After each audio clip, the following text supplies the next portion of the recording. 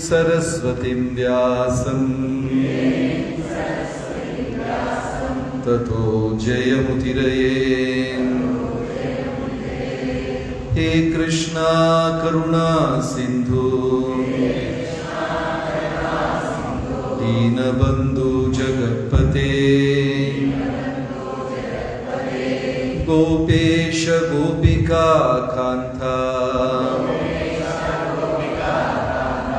राधाकांत नमोस्तुते। तप्त कांचन गौरांगी राधे वृंदावनेश्वरी वृषभानुसुते देवी प्रणमामि हरिप्रिये। जय श्री कृष्ण चैतन्य प्रभु नित्यानंद श्री अद्वैत गदाधर श्रीवासदि गौरभक्त वृंदा। हरे कृष्ण कृष्ण कृष्ण हरे हरे ഹരേ രാമ ഹരേ രാമ രാമ രാമ ഹരേ ഹരേ. ഹരേ കൃഷ്ണ. എല്ലാ ഭക്തജനങ്ങൾക്കും എൻ്റെ വിനീതമായ പ്രണാമം. ഇതിലാണ് ഫേസ്ബുക്കിൽ മുഴങ്ങും ചിലപ്പോൾ നോക്കിയാൽ. ഓക്കെ, അല്ല ഫേസ്ബുക്കിൽ ഇങ്ങനെ ഹൊറിസോണ്ടൽ. ഹരേ കൃഷ്ണ. ഇപ്പം നമ്മുടെ 2 ദിവസം നീണ്ടു നിൽക്കുന്ന ഒരു സെമിനാറാണ് ഇത്. പുതിയ ആൾക്കാർക്ക് എത്രമാത്രം ഉൾക്കൊള്ളാൻ സാധിക്കും എന്നറിയില്ല. പുതിയതായി വന്നവരാരെങ്കിലും ഉണ്ടോ നമ്മുടെ സത്സംഗത്തിൽ? ആദ്യമായ വരുന്നത്? ഓക്കെ. എങ്ങനെ അറിഞ്ഞ് എങ്ങനെ വരും? Contact WhatsApp. അപ്പോൾ പുതിയതായിട്ട് വന്നിട്ടുള്ളവർക്ക് എത്രമാത്രം യോജിക്കാൻ സാധിക്കും എന്നറിയില്ല. കുറച്ച് മാസങ്ങൾ അല്ലെങ്കിൽ ഒരു വർഷ കാലയളവ് അല്ലെങ്കിൽ 2 വർഷ കാലയളവ് ഹരേ കൃഷ്ണ സത്സംഗവുമായിട്ട് പരിശീലിക്കുന്നവർക്ക് വേണ്ടി ഉള്ള ഒരു സെമിനാറാണ്. എന്നാലും എല്ലാവർക്കും ഉപയോഗപ്പെടും എന്ന് വിശ്വസിക്കുന്നു. അതായത് ഭക്തിയിൽ പുരോഗമിക്കാൻ താല്പര്യമുള്ളവർക്ക് വേണ്ടിയാണ് ഈ ഒരു സെമിനാർ ഇവിടെ രൂപകൽപ്പന ചെയ്തിട്ടുള്ളത്. ഭക്തിയെ നമ്മുടെ ആചാര്യന്മാർ ഒരു വള്ളിച്ചെടിയോടാണ് താരതമ്യപ്പെടുത്തിയിരിക്കുന്നത്. ഇപ്പൊ നമ്മുടെ കൂട്ടത്തിൽ ഉള്ളതിൽ എത്ര പേര് 16 മാല ജപിക്കുന്നവർ എത്ര പേരുണ്ട്? ഓക്കെ, ഓൾറെഡി ശരി. 8-നും 16-നും ഇടയ്ക്ക് 8, 9 അങ്ങനെ 4-നും 8-നും ഇടയ്ക്ക് 1 തൊട്ട് 4 1 മാല 2 മാല ജപം തുടങ്ങാത്തവർ.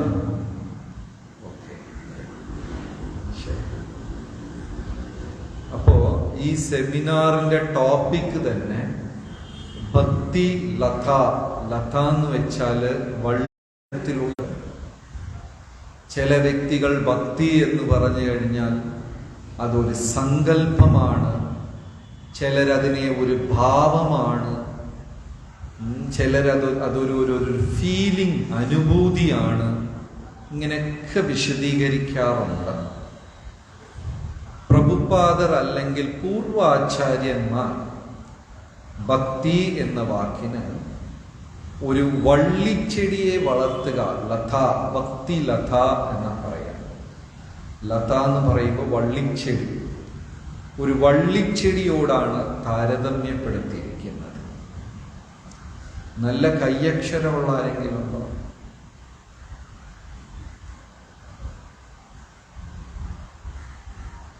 Hand writing, good hand writing.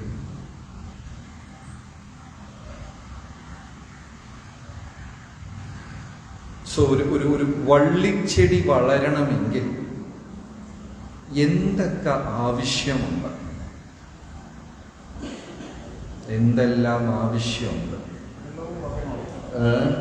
So you can put title ഭക്തി ലത. മലയാളത്തിൽ എഴുതാറുണ്ട്. മലയാളം അറിഞ്ഞുകൂടാത്ത മലയാളി, ഇംഗ്ലീഷിൽ ഭക്തി ലത. ആ വള്ളിച്ചെടിക്ക് എന്തൊക്കെ ആവശ്യമുണ്ട്? വെള്ളം. ശരി, 1. എല്ലാവർക്കും വായിക്കാൻ കാണാമോ? കാണാൻ പറ്റുന്നുണ്ടോ? ശരി. 1 വെള്ളം. പിന്നെ വെള്ളം വേണം. പിന്നെ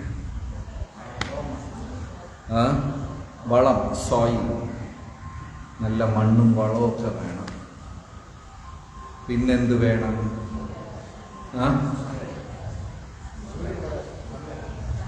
കേട്ടില്ല. സൺലൈറ്റ് വേണം, 3 സൺലൈറ്റ് വേണം. പിന്നെ വള്ളിച്ചെടിക്ക് തീർച്ചയായിട്ടും ഒരു സപ്പോർട്ട് വേണം, അല്ലെങ്കിൽ ഇത് മേലെ പോകില്ല, സൈഡിൽ കൂടെയൊക്കെ പോകും. പിന്നെ 4 ഐറ്റമായി. വേറെന്ത് വേണം? വെള്ളം വേണം, ഭൂമി, വളം ഉള്ള ഭൂമി വേണം, വേണം, താങ്ങ് വേണം. വേറെന്ത് വേണം? ഈ വള്ളിച്ചെടിയുടെ വിത്ത് കൊടുക്കുക.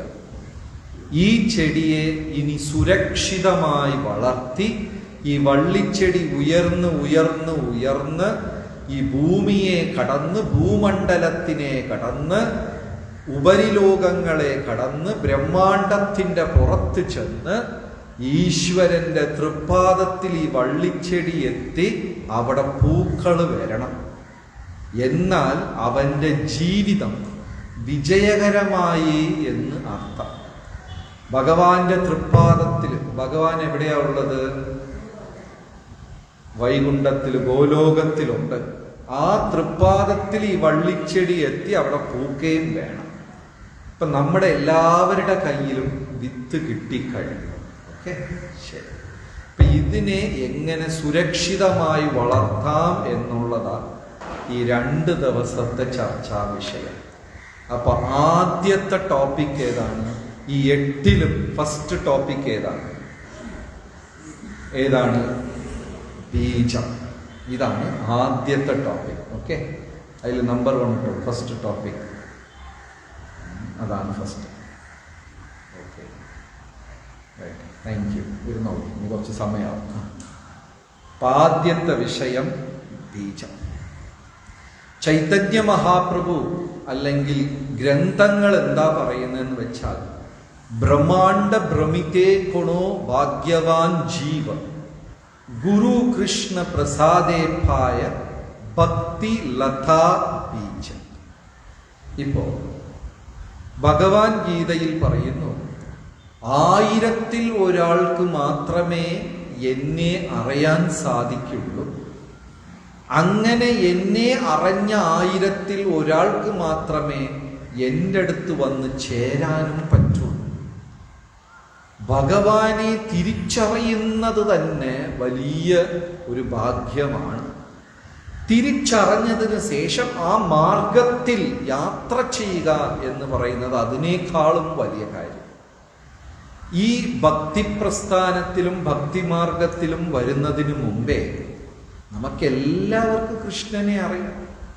ഗുരുവായൂർ പോയിട്ടുണ്ട്, കൃഷ്ണന്റെ അമ്പലത്തിൽ പോയിട്ടുണ്ട്, കൃഷ്ണ എന്ന മന്ത്രം കേട്ടിട്ടുണ്ട്, നാമം കേട്ടിട്ടുണ്ട്. പലരും സ്വാഭാവികമായിട്ട് പറയാറുമുണ്ട്, ഞാനൊരു കൃഷ്ണഭക്തനാ എന്നൊക്കെ പറയാറുമുണ്ട്. പക്ഷേ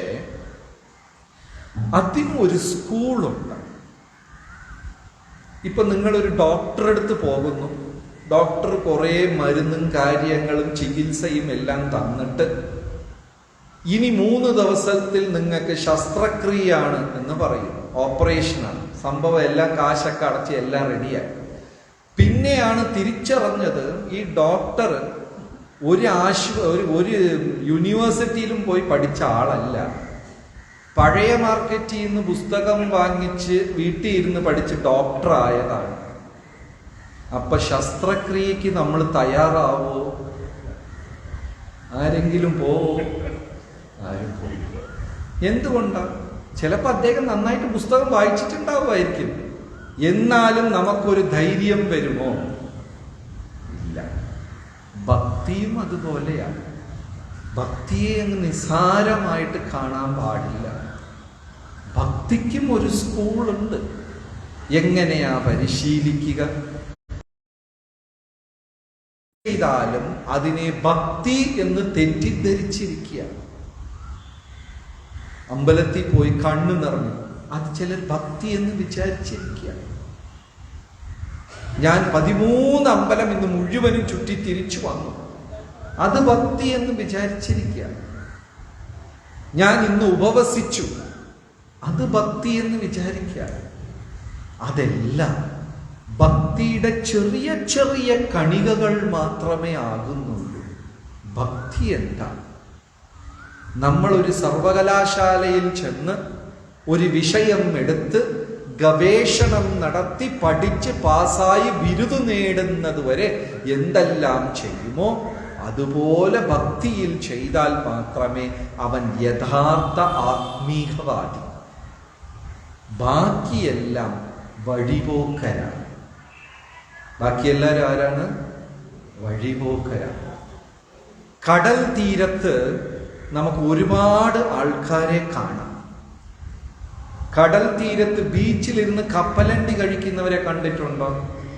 50 പൈസയ്ക്ക് കപ്പലണ്ടിയും വാങ്ങിച്ചിട്ട് ഈ ഭൂമിയിൽ നടക്കുന്ന സർവത്ര കാര്യം അവർ ചർച്ച ചെയ്യും.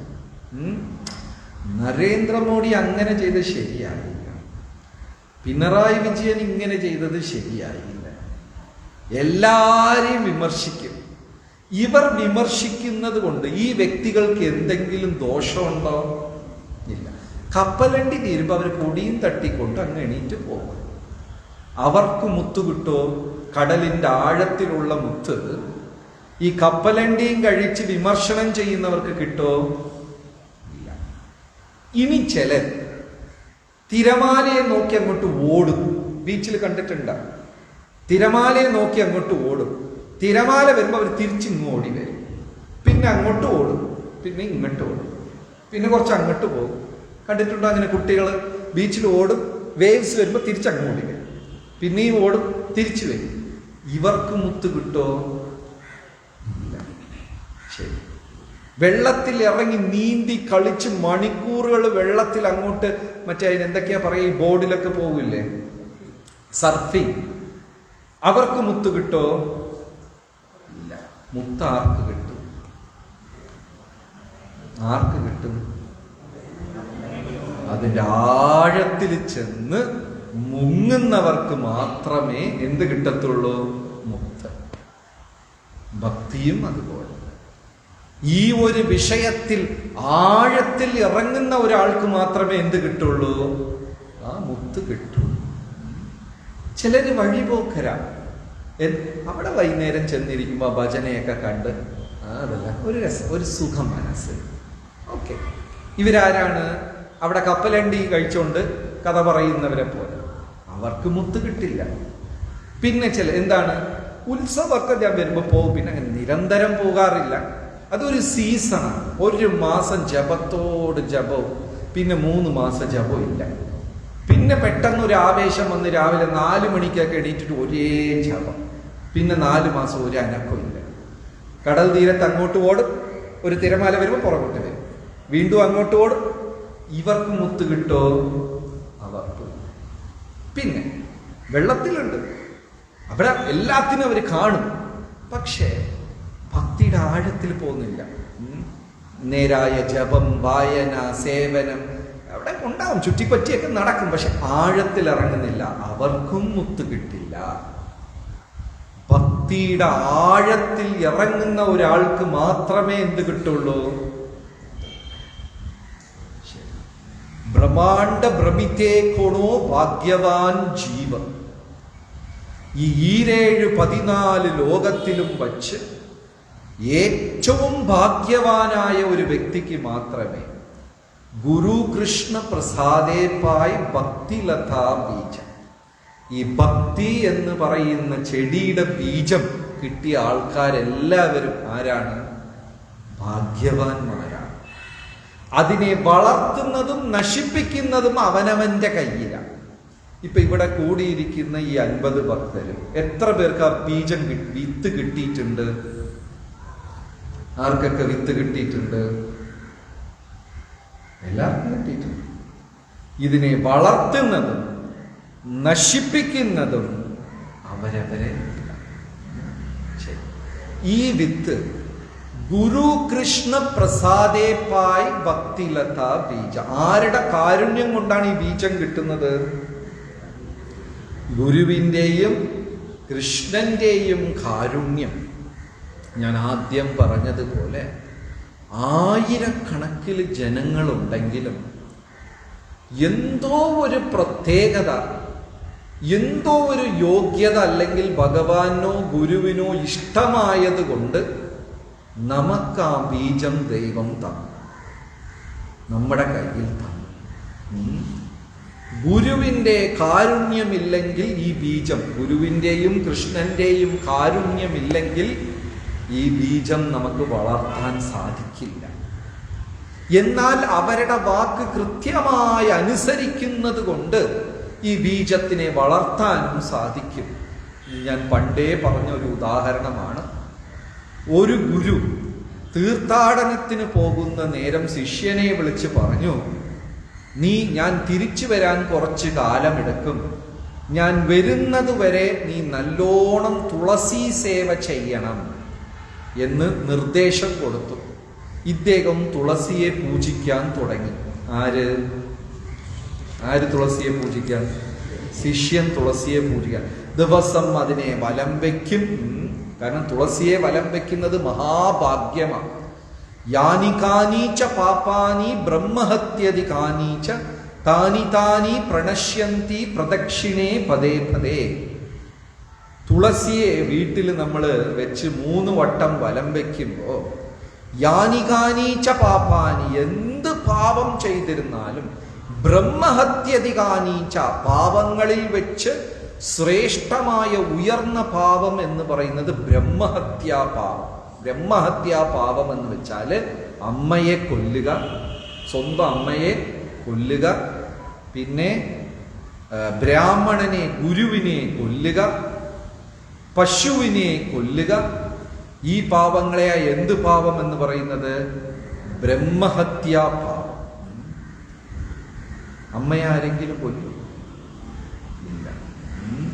പക്ഷേ ചിലപ്പം നമ്മളിൽ തന്നെ പലരും ഇതൊക്കെ അറിയുന്ന മുമ്പേ ഗോമാംസം കഴിച്ചവരുണ്ടായേക്കാം.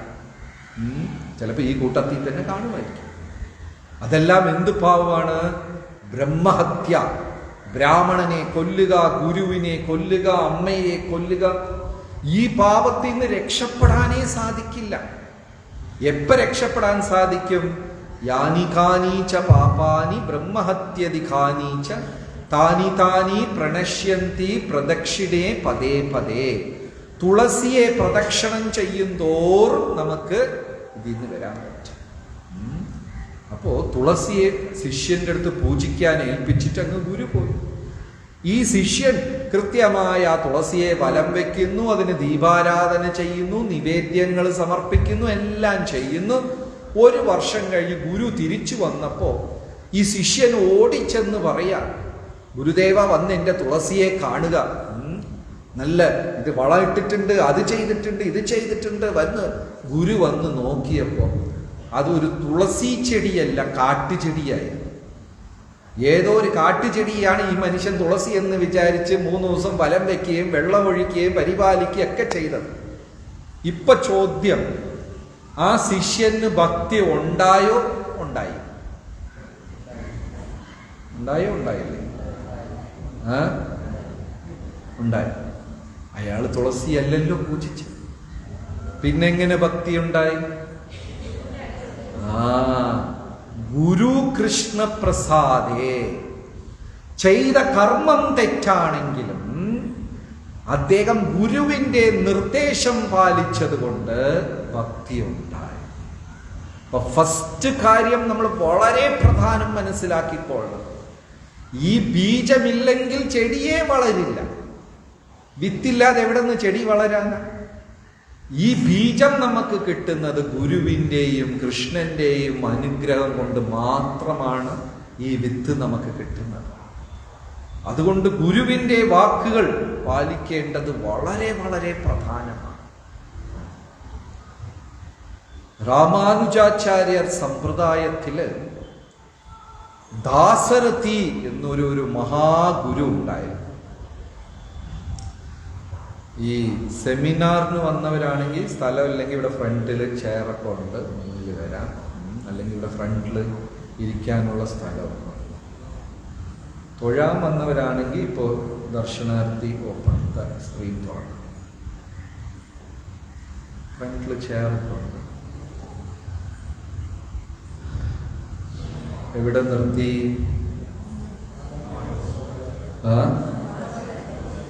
രാമാനുജാചാര്യർക്ക് ദാസരഥി എന്നൊരു ശിഷ്യനുണ്ടായിരുന്നു. ഈ ശിഷ്യൻ ഗുരുവിനെ, രാമാനുജാചാര്യരെ കാണാൻ പോവുകയാണ്.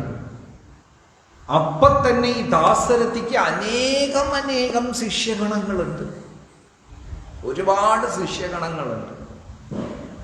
അദ്ദേഹം ഒരു ദിവസം തൻ്റെ ഗുരു, വലിയ മഹാ ആചാര്യനാ ദാശരഥി, രാമാനുജാചാര്യരെ കാണാൻ പോയ സമയത്ത് ഇങ്ങനെ സംസാരിച്ചുകൊണ്ടിരിക്കുന്നു.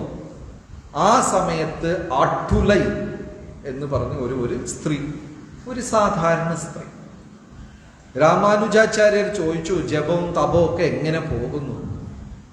ഉടനെ ആ സ്ത്രീ പറഞ്ഞു, എനിക്ക് വീട്ടിൽ ജപിക്കാനേ സമയമില്ല, വീട് വലിയ ഒരു കുടുംബമാണ്, മക്കളുണ്ട്, ബന്ധുക്കളുണ്ട്, പണ്ടത്തെ പഴയ കുടുംബങ്ങളൊക്കെ ഇല്ലേ. ഏതോ ഒരു പള്ളിയിൽ തച്ചൻ പറഞ്ഞത് എനിക്ക് ഇപ്പോഴും ഓർമ്മയുണ്ട്. കൂടുമ്പോൾ ഇൻപം തരുന്നതാണ് കുടുംബം, ഇപ്പൊ കൂടുമ്പോൾ ഭൂകമ്പം ഉണ്ടാകുന്നതാണ് കുടുംബം. പണ്ട് എല്ലാവരും ഒരുമിച്ചായിരുന്നു. ഒരു വീടെന്ന് എടുത്തു കഴിഞ്ഞാൽ ഒരു 10-15 പേരൊക്കെ സുഖമായിട്ട്, ഒരു അച്ഛനമ്മ, കാർന്നവന്മാർ, അവർക്കൊരു 7-8 മക്കൾ, അവരെ ഇത് ചെറുമക്കൾ, ഒരു ഫുട്ബോൾ ടീമിന് ആവശ്യമായ ആൾക്കാർ ഒരു വീട്ടിൽ നിന്ന് കിട്ടുമായിരുന്നു. വലിയ കുടുംബം. പിന്നെ നാം 2 നമുക്ക് 2, പിന്നെ നാം 2 നമുക്കൊന്ന്, ഇപ്പൊ നാം 2 നമുക്ക് എന്തിന് ഇനിയൊന്ന് എന്നുള്ള അവസ്ഥയിലൊക്കെ ആയി. ചെറിയ കുടുംബങ്ങൾ, ഒരു മനുഷ്യൻ, 1.5 മനുഷ്യൻ, മക്കളില്ല കൂടെ, എല്ലാരെയും പറഞ്ഞു വെച്ചിട്ട് പട്ടിയെ വളർത്തുന്ന ആൾക്കാർ വരെ ഇപ്പോഴുണ്ട്.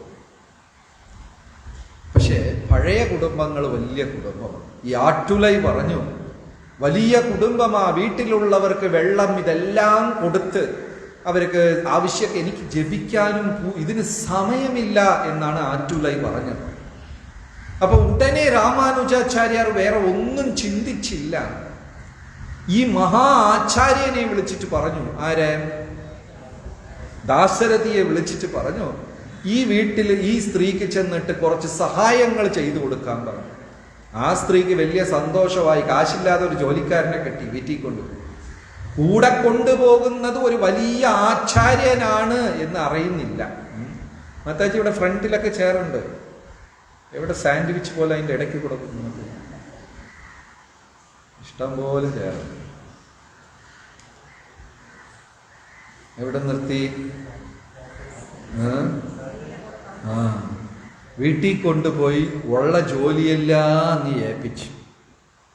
ഈ വ്യക്തിയും ഒരു പരാതി പറയാതെ, ആധ്യാത്മിക ജീവിതത്തിൽ ഒരു നല്ല സ്വഭാവം എന്ന് പറയുന്നത് പരാതി പറയാതെ സേവനങ്ങൾ ചെയ്യുക.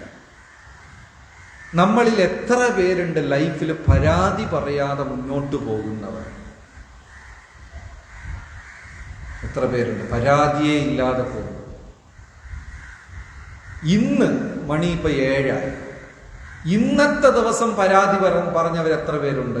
ഇന്ന് പരാതി പറഞ്ഞവർ ഇല്ല. ഒരു ദിവസം പോലും നമുക്ക് പറ്റുന്നില്ല. ആലോചിച്ച് നോക്കും, നമ്മളെയൊക്കെ ദൈവം അങ്ങ് വൈകുണ്ഠത്തിൽ കൊണ്ടുപോയാൽ ഭഗവാൻ വരെ പരാതി പറഞ്ഞു തുടങ്ങും. പക്ഷെ ഞാൻ വെറുതെ ഒരു അലങ്കാരത്തിന് പറയുന്നതല്ല. അങ്ങനത്തെ വ്യക്തികളെ കണ്ടിട്ടുണ്ട്, അവരെ കൂടെ ജീവിച്ചിട്ടുണ്ട്, അവരെ കൂടെ ഇരിക്കുന്ന ആ നിമിഷങ്ങൾ, അവരും നമ്മളെപ്പോലെ ഈ ലോകത്ത് കാര്യങ്ങൾ ചെയ്യുന്നവരാ, വെറുതെ ഇരിക്കുന്നവരല്ല. ചിലപ്പോൾ മനസ്സ് പറയും, അവർക്കൊക്കെ എന്താ പ്രാരാബ്ദം ഒന്നുമില്ല, വെറുതെ ഇരിക്കുന്നവരല്ല. നമ്മളെ പോലെ ചിലപ്പം നമ്മളെക്കാളും അധികം കാര്യങ്ങൾ ചെയ്യുന്ന വ്യക്തികൾ, പക്ഷെ പരാതിയേ ഇല്ല. ഉദാഹരണത്തിന് നമ്മുടെ ബ്രഹ്മോത്സവത്തിന് പരമപൂജ്യ ഭാനുസ്വാമി മഹാരാജ്, അദ്ദേഹം ഏകദേശം 70-71 ഈ പ്രസ്ഥാനത്തിൽ വന്നതാ. 1970-71 വന്നതാ. ഇപ്പൊ എത്ര വർഷമായി? 54 വർഷം. ഈ ഒരു വ്യക്തി പരാതി പറഞ്ഞ് നമ്മൾ കേട്ടിട്ടില്ല.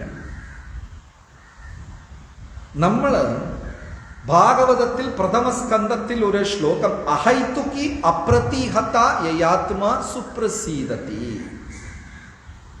സേവനങ്ങൾ ഭക്തി ഇത് ചെയ്യാൻ, സേവനം ചെയ്യാൻ യാതൊരു കാരണവും ഉണ്ടാവാൻ പാടില്ലെന്നാണ് പറയുന്നത്. നമ്മൾ ചിലപ്പോൾ സേവനം ചെയ്യുന്നത് കാരണങ്ങൾ കൊണ്ടായിരിക്കും. ഇത് നടന്നില്ല, 11 ദിവസം വിളക്ക് കത്തിച്ചാൽ അത് നടക്കും. ഉടനെ നമ്മളൊരു ഫലം പ്രതീക്ഷിച്ചാണ് കാര്യങ്ങൾ ചെയ്യുന്നത്. അതൊന്നും ശുദ്ധഭക്തിയല്ല. അഹൈതുക്കി അപ്രതീഹത. കാരണവും ഉണ്ടാകാൻ പാടില്ല, ഫലവും പ്രതീക്ഷിക്കാൻ പാടില്ല. അങ്ങനത്തെ ഒരു ഭക്തി. ഭാനുസ്വാമി മഹാരാജ് പരാതിയേ. വലിയ നിരാശകൾ ഞാൻ അദ്ദേഹത്തിൻ്റെ ലൈഫിൽ കണ്ടിട്ടുണ്ട്. ചില മീറ്റിങ്ങുകളിലൊക്കെ അവർ വിചാരിക്കുന്നതിന് നേർവിരുദ്ധമായിട്ടൊക്കെ ചിലപ്പോൾ കാര്യങ്ങൾ നടക്കും. അദ്ദേഹത്തിൻ്റെ ഈ ഭാനുസ്വാമി മഹാരാജിൻ്റെ വലിയ ഒരു എക്സ്പ്രഷൻ എന്ന് പറഞ്ഞാൽ, ഓക്കെ, ഇത്രയേ ഉള്ളൂ ഈ നിരാശയുടെ എക്സ്പ്രഷൻ. നമുക്കൊക്കെ നിരാശ വരുമ്പോൾ മുഖം മാറി, നിറം മാറി, കരഞ്ഞ് ബഹളം വെച്ച് അതിനെക്കുറിച്ച് ഒരാഴ്ച പ്രസംഗിച്ച് അറിയാത്തവരെല്ലാം അത് അറിയിച്ച് എന്നിട്ട് നമുക്ക് സമാധാനം ഉണ്ടായോ? അതും ഈ കേട്ടവന് സമാധാനം ഉണ്ടായോ? അയാളും ഭ്രാന്തനായി നടക്കുക. ഏതോ കാലത്ത് റീഡേഴ്സ് ഡൈജസ്റ്റിൽ വായിച്ചത് ഞാൻ കൃത്യം പ്രാക്ടീസ് ചെയ്യാറുണ്ട്. അത് കാരണം വലിയ സന്തോഷമാണ്. എന്താണ്, ഒരാൾ ഒരു മനുഷ്യൻ്റെ കയ്യിൽ നിന്ന് 1 ലക്ഷം രൂപ കടം മേടിച്ച് നാളെ തിരിച്ചു കൊടുക്കാമെന്ന് പറഞ്ഞു. ഇയാളെ കയ്യിൽ കാശില്ല, രാത്രി മൊത്തം ഉറക്കമില്ല, ടെൻഷൻ അടിച്ചിട്ട് അങ്ങനെ. ഭാര്യ ചോദിക്കും, നിങ്ങൾ എന്തിനാണ് ഇങ്ങനെ ഉറങ്ങാതെ ടെൻഷൻ അടിച്ച് നടക്കണേ? നാളെ രാവിലെ 9 മണിക്ക് ഞാൻ പൈസ തിരികെ കൊടുക്കാമെന്ന് പറഞ്ഞു. ഒന്നും ശരിയായില്ല, അയാൾ വരും, ഞാനിപ്പോൾ എങ്ങനെ കൊടുക്കും? ഞാനൊരു വഴി കണ്ടെത്താം. ഭാര്യ ചോദിക്കും, എന്താ? ആ മനുഷ്യൻ്റെ ഫോൺ നമ്പർ കിട്ടാം. ഫോൺ നമ്പർ കാണിച്ചു. എന്ത് ചെയ്തു? ഹലോ, ഞാൻ ഇന്ന ആളുടെ ഭാര്യ. ആ ശരി, നാളെ രാവിലെ എൻ്റെ ഭർത്താവ് 9 മണിക്ക് പണം തരുമെന്ന് പറഞ്ഞു. പണം ശരിയായില്ല, തരാൻ പറ്റില്ല. ഓക്കെ, ഫോൺ കട്ട് ചെയ്തു. ഇപ്പൊ ആ ഭാര്യ പറഞ്ഞു, ഇനി നിങ്ങൾ ഉറങ്ങിക്കോ, അയാൾ ഉറങ്ങാതെ നടന്നോളൂ. ഇതൊരു ഉദാഹരണമാണെങ്കിലും വെളിയിൽ എന്ത് സംഭവിച്ചാലും ഉള്ളിൻ്റെ ഉള്ളിൽ ഒരു ശാന്തിയും സമാധാനവും കാത്തു സൂക്ഷിക്കാൻ പറ്റുന്ന ഒരു വ്യക്തിത്വം ആത്മീക ജീവിതത്തിന് വളരെ പ്രധാനമാണ്. വെളിയിൽ എന്ത് സംഭവിച്ചാലും ഉള്ളിൽ നമ്മൾ ഡിസ്റ്റർബ് ആവാതെ സൂക്ഷിക്കുക. ഞാൻ ഭാനുസ്വാമി മഹാരാജിന്റെ ഉദാഹരണം പറഞ്ഞു. അതേപോലെ പങ്കജാംഗ്രി പ്രഭു ജനനിവാസ് ഹരേ കൃഷ്ണ പ്രസ്ഥാനത്തിന്റെ 1000 ക്ഷേത്രങ്ങളുടെയും പൂജാ ഡിപ്പാർട്ട്മെന്റിന്റെ തലപ്പത്തുള്ള 2 പേര്, അതിൽ ഒരാൾ ഈ അടുത്ത കാലത്ത് സമാധിയായി. എന്ത് വ്യക്തിത്വമാണ്! ഭാഗവതം ശ്രീ മഹാദേവനെയാണ് അങ്ങനെ പറയുന്നത്, നിരഞ്ജൻ. ഒന്നും അവരെ ഡിസ്റ്റർബ് ചെയ്യില്ല. അങ്ങനത്തെ ഒരു ഹൃദയത്തിൽ ദൈവം കുടികൊണ്ടു. അപ്പോ ദാസരഥിയെ വിളിച്ചിട്ട് രാമാനുജാചാര്യർ പറഞ്ഞു, ആറ്റുലയുടെ വീട്ടിൽ ചെന്നിട്ട് സേവനം ചെയ്യാൻ 1 വർഷകാലം യാതൊരു പരാതിയില്ലാതെ പാത്രം കഴുകുക, മീനിയൽ സർവീസ്. ഭഗവാന് എളിമയായിട്ടുള്ള സേവനം ചെയ്യാൻ മടിയില്ലാത്തവർ ഭഗവാന്റെ അടുത്ത് പോകും. മനസ്സിലായോ? മീനിയൽ സർവീസിന് എന്ത് പറയും മലയാളത്തില്? മീനിയൽ സർവീസ് എന്ന് പറഞ്ഞാൽ വീട് തൂക്കുക, അടിച്ചു വാരുക, പാത്രം കഴുകുക, തുണികൾ അലക്കുക, തുണിയൊക്കെ അലക്കുക, എന്താ പറയുക, വളരെ സാധാരണ ജോലികൾ. അത് ചെയ്യാൻ മടിയില്ലാത്തവർ ആരുടെ അടുത്ത് വരെ പോകും? ഭഗവാന്റെ വാസസ്ഥാനം, ഭഗവാന്റെ അടുത്ത് വസിക്കാനുള്ള. പറയുന്ന ഉദാഹരണം എന്താന്ന് വെച്ചാല്, ഭഗവാന്റെ മന്ദിരം തുടയ്ക്കുന്നവർ. ഒരു ഭക്തന്റെ സേവനത്തിന് ഉദാഹരണം വേറെ പറയുന്നില്ല.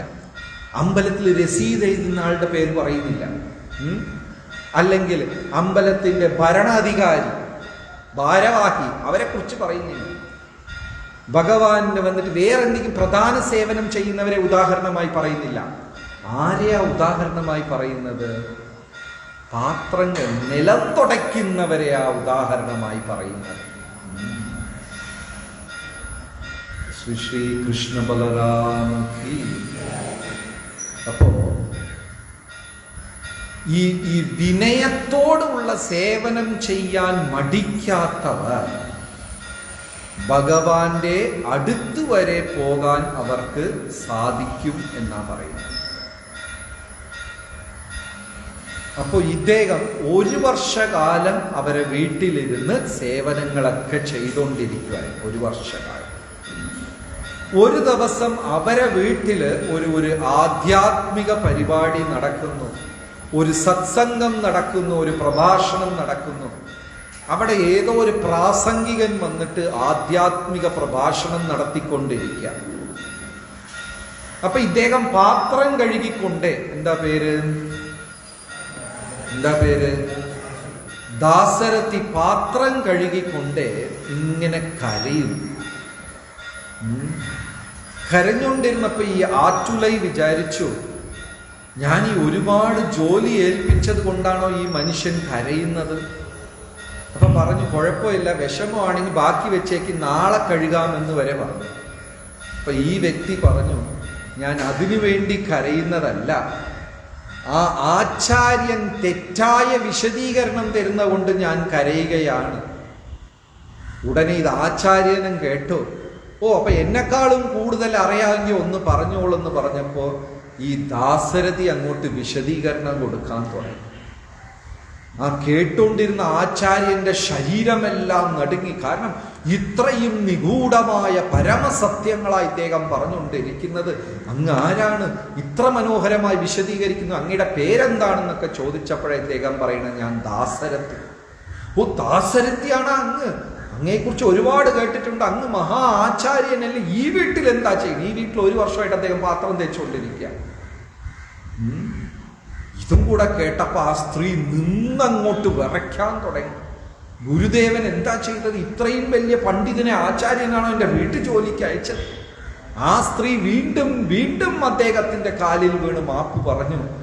രാമാനുജാചാര്യ അടുത്ത് ഓടിച്ചെന്ന് ആ സ്ത്രീ പറഞ്ഞു, എന്തിനാ ഇത്രയും വലിയ പാപം എന്നെ കൊണ്ട് ചെയ്യിച്ചത്? പക്ഷേ രാമാനുജാചാര്യർ ദാസരഥിയെടുത്ത് പറഞ്ഞു, വേദസത്യം മനസ്സിലാക്കാനുള്ള യോഗ്യത നിനക്ക് ലഭിച്ചു. എന്താ ഈ ദാസരഥി ഓൾറെഡി പണ്ഡിതനാണ്. ഇതിൽ നമ്മൾ ശ്രദ്ധിക്കേണ്ട കാര്യം ഇതാ, അദ്ദേഹം ഓൾറെഡി വേദസാഹിത്യങ്ങളെല്ലാം പഠിച്ച് 1000 ശിഷ്യഗണങ്ങളുള്ള ഒരു മഹാ ആചാര്യനാണ്. പക്ഷെ രാമാനുജാചാര്യർ, ഇപ്പോഴാണ് നിനക്ക് യോഗ്യത കിട്ടിയത്. ഗുരുവിന്റെ വാക്ക്. ഈ ഫസ്റ്റ് പോയിന്റ്, ബീജം നമുക്ക് ആരാ തരുന്നത്? ഗുരുവാണ് തരുന്നത്. ദീക്ഷ എന്ന് പറഞ്ഞാൽ ഇംഗ്ലീഷില് ഇനീസിയേഷൻ എന്നാണ് അർത്ഥം. ആരംഭം, പ്രാരംഭം, തുടക്കം എന്നാണ് അർത്ഥം. പക്ഷെ നമ്മളിൽ പലരും തെറ്റിദ്ധരിച്ചു വെച്ചിരിക്കുന്നു, ദീക്ഷയായി കഴിഞ്ഞാൽ പിന്നെ എല്ലാം ആയെന്നാണ്. തലയെ ചുറ്റി ഒളിവട്ടമൊക്കെ വരും, പിന്നെ നമ്മൾ വീട്ടിൽ ഇരുന്ന് ഇങ്ങനെ അനുഗ്രഹം മാത്രം കൊടുത്താൽ മതി. ദീക്ഷ എന്ന് പറഞ്ഞാൽ എന്താണ്? തുടക്കം മാത്രമേ ആകുന്നുള്ളൂ. ആ വിത്ത് കയ്യിൽ കിട്ടി. ഇപ്പൊ നമ്മുടെ കയ്യിൽ വിത്ത് കിട്ടി. ഇനി ഇതിനെ സൂക്ഷിക്കേണ്ടത് നെല്ലും വളവും മണ്ണും വിട്ട് വേലിയൊക്കെ വെച്ച് ഈ പറഞ്ഞ കാര്യങ്ങളെല്ലാം വെച്ച് സൂക്ഷിക്കേണ്ടത് നമ്മുടെ ഉത്തരവാദിത്വം. ഒരു കാര്യം കൂടെ പറഞ്ഞിട്ട് നമ്മൾ അടുത്ത ടോപ്പിക്കിലേക്ക് പോകാം.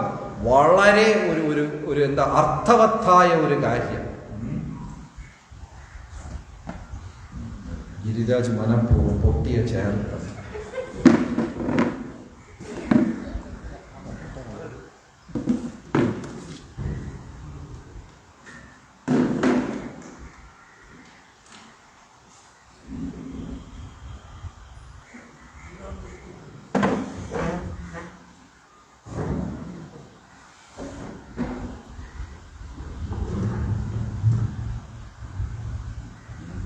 വീഴട്ടെ എന്ന് പറഞ്ഞ് കുറച്ച് പേര് കാത്തിരിക്കുക.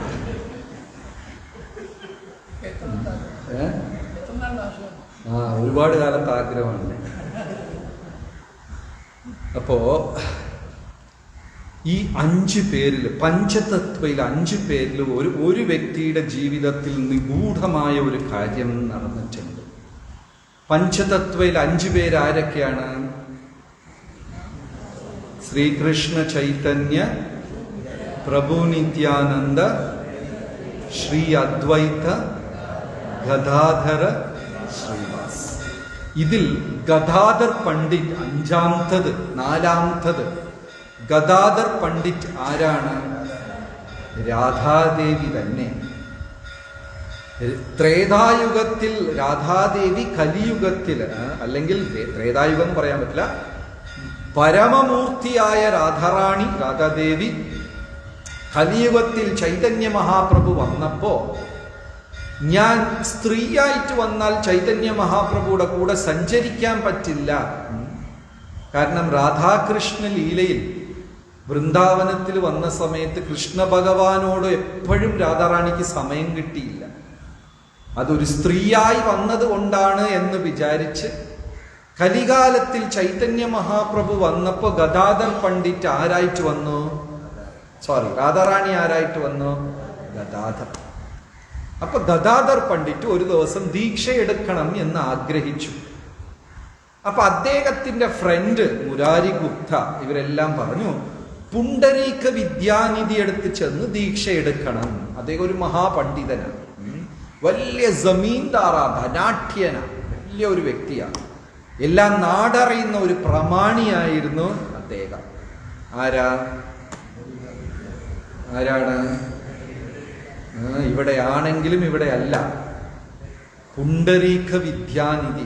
ആർക്ക് ദീക്ഷയെടുക്കണമെന്ന് ആഗ്രഹം? ഗദാധർ പണ്ഡിതന് ദീക്ഷയെടുക്കണം എന്ന് ആഗ്രഹം. ശരിയെന്ന് പറഞ്ഞു പുണ്ടരീക വിദ്യാനിധി ആചാര്യനെ കാണാൻ വിളിച്ചുകൊണ്ട് പോയി. അവിടെ ചെന്നപ്പോ അദ്ദേഹം വലിയ ഒരു സിംഹാസനത്തിൽ ഒരു ഇതിൽ ഇരിക്കുക.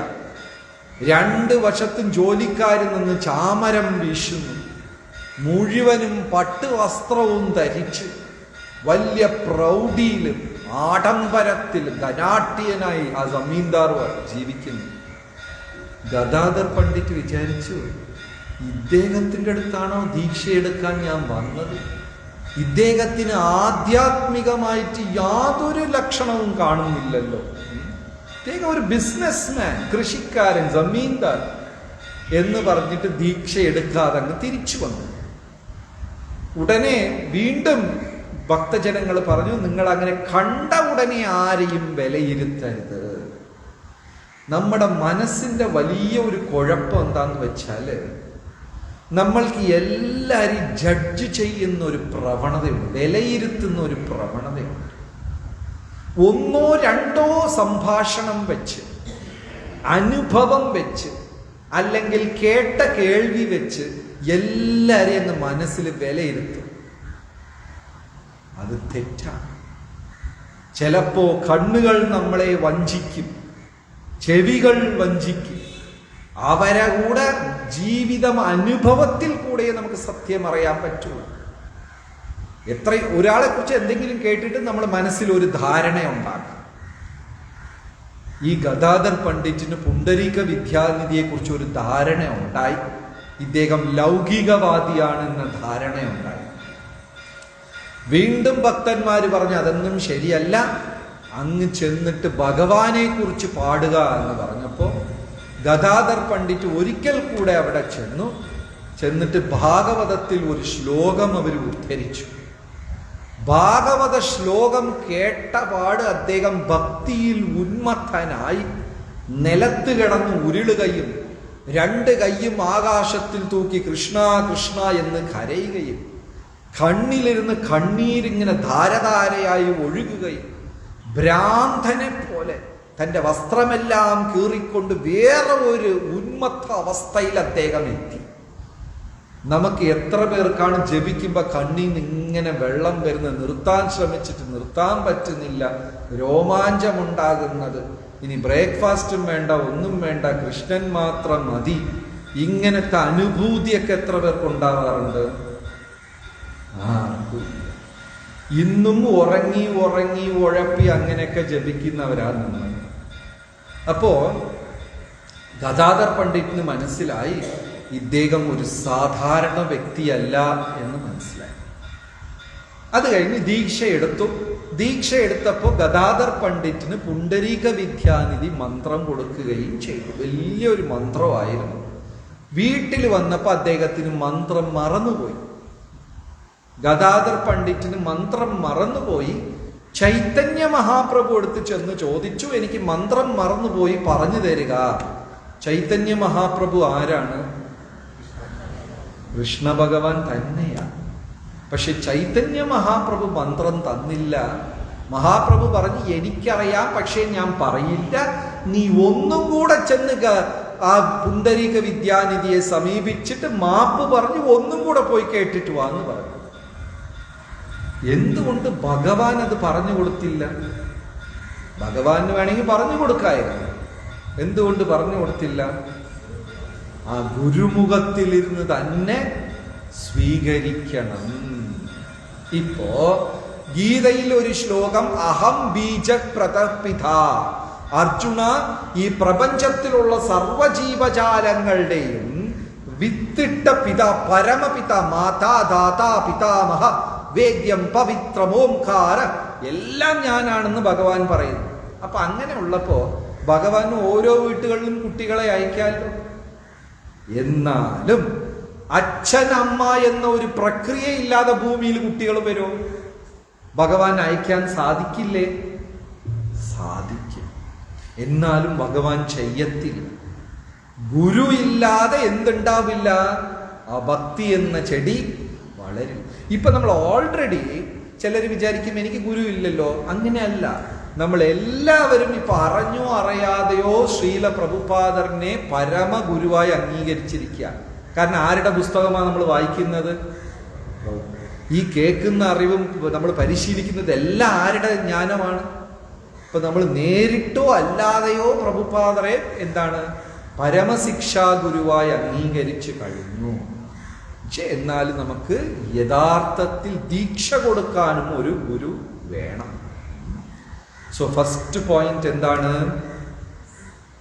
ബീജം. ഇത് ദീക്ഷയുടെ അന്നാണ് ഇതിന്റെ തുടക്കം. ഇതാരുടെ കൃപ കൊണ്ടാണ് ലഭിക്കുന്നത്? ഗുരുവിന്റെ കൃപ കൊണ്ടാണ്. അല്ലെങ്കിൽ ഈ ചെടി വളരാനേ സാധിക്കില്ല. ഹരേ കൃഷ്ണ ഹരേ കൃഷ്ണ കൃഷ്ണ കൃഷ്ണ ഹരേ ഹരേ ഹരേ രാമ ഹരേ രാമ രാമ രാമ ഹരേ ഹരേ കൃഷ്ണ ഹരേ കൃഷ്ണ കൃഷ്ണ കൃഷ്ണ ഹരേ ഹരേ ഹരേ രാമ ഹരേ രാമ രാമ രാമ ഹരേ ഹരേ ഹരേ കൃഷ്ണ ഹരേ കൃഷ്ണ കൃഷ്ണ കൃഷ്ണ ഹരേ ഹരേ ഹരേ രാമ ഹരേ രാമ രാമ രാമ ഹരേ ഹരേ ഹരേ കൃഷ്ണ ഹരേ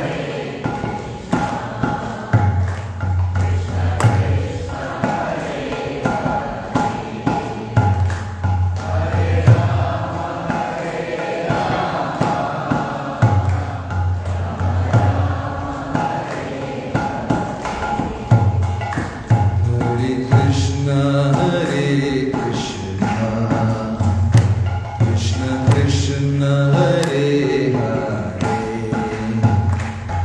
ഹരേ രാമ ഹരേ രാമ രാമ രാമ ഹരേ ഹരേ ഹരേ കൃഷ്ണ ഹരേ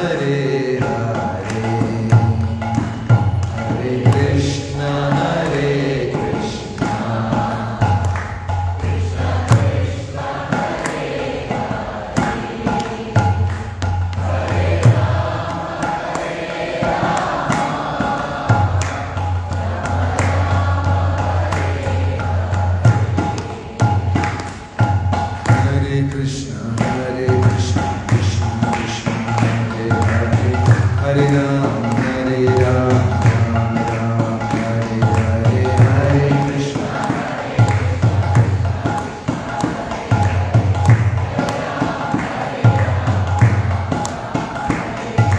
Hare Krishna, Hare Krishna, Krishna Krishna, Hare Hare, Hare Ram, Hare Ram, Ram Ram, Hare Hare, Hare.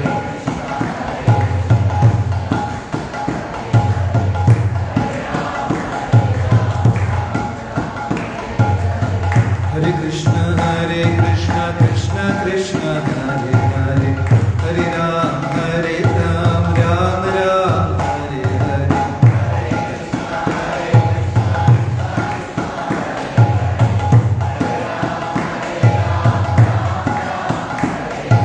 Hare Krishna, Hare Krishna, Krishna Krishna, Hare Hare, Hare Ram, Hare Ram, Ram Ram, Hare Hare.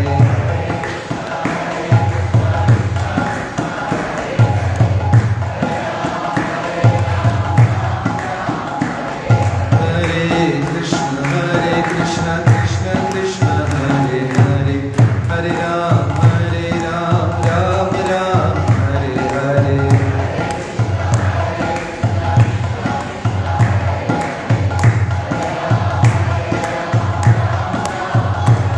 Hare Krishna, Hare Krishna, Krishna Krishna, Hare Hare, Hare Rama, Hare Rama, Rama Rama, Hare Hare, Hare Krishna, Hare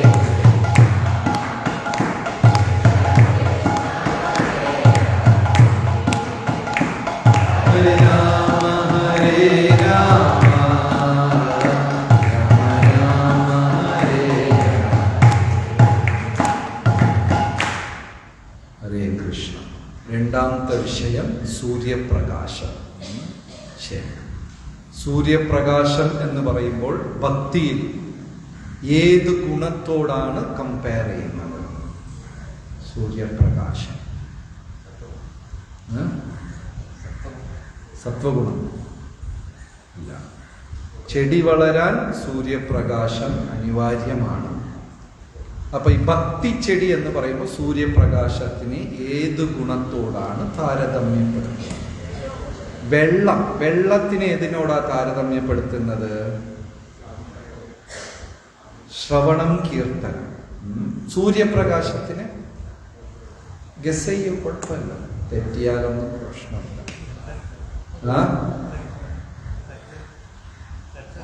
സത്സംഗം അല്ല, സത്സംഗം വേലിയാണ്.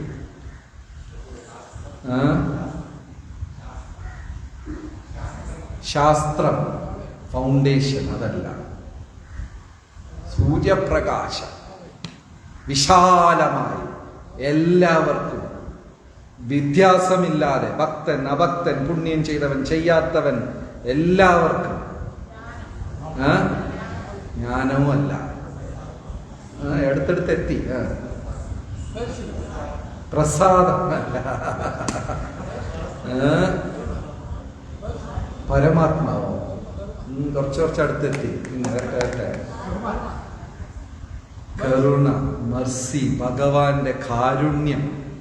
ഇന്ന ആൾക്ക് ഇന്ന ആൾക്കില്ല എന്ന് നിഷേധിച്ചിട്ടില്ല. ആർക്ക് വേണമെങ്കിലും അത് എടുക്കാവുന്നതേ ഉള്ളൂ. സൂര്യപ്രകാശം കൃഷ്ണൻ നഗറിലുണ്ട്, സത്യൻ നഗറിൽ ഇല്ല എന്ന് പറയാൻ പറ്റുമോ? എല്ലാ സ്ഥലത്തും സൂര്യപ്രകാശമുണ്ട്. ദൈവത്തിന്റെ കാരുണ്യം എല്ലാവരിലും ഉണ്ട്. പക്ഷെ ആർക്ക് വേണമെങ്കിലും അത് കളക്ട് ചെയ്യാം. ദൈവം ഒരു ജീവാത്മാവിനെയും നിഷേധിക്കുന്നില്ല.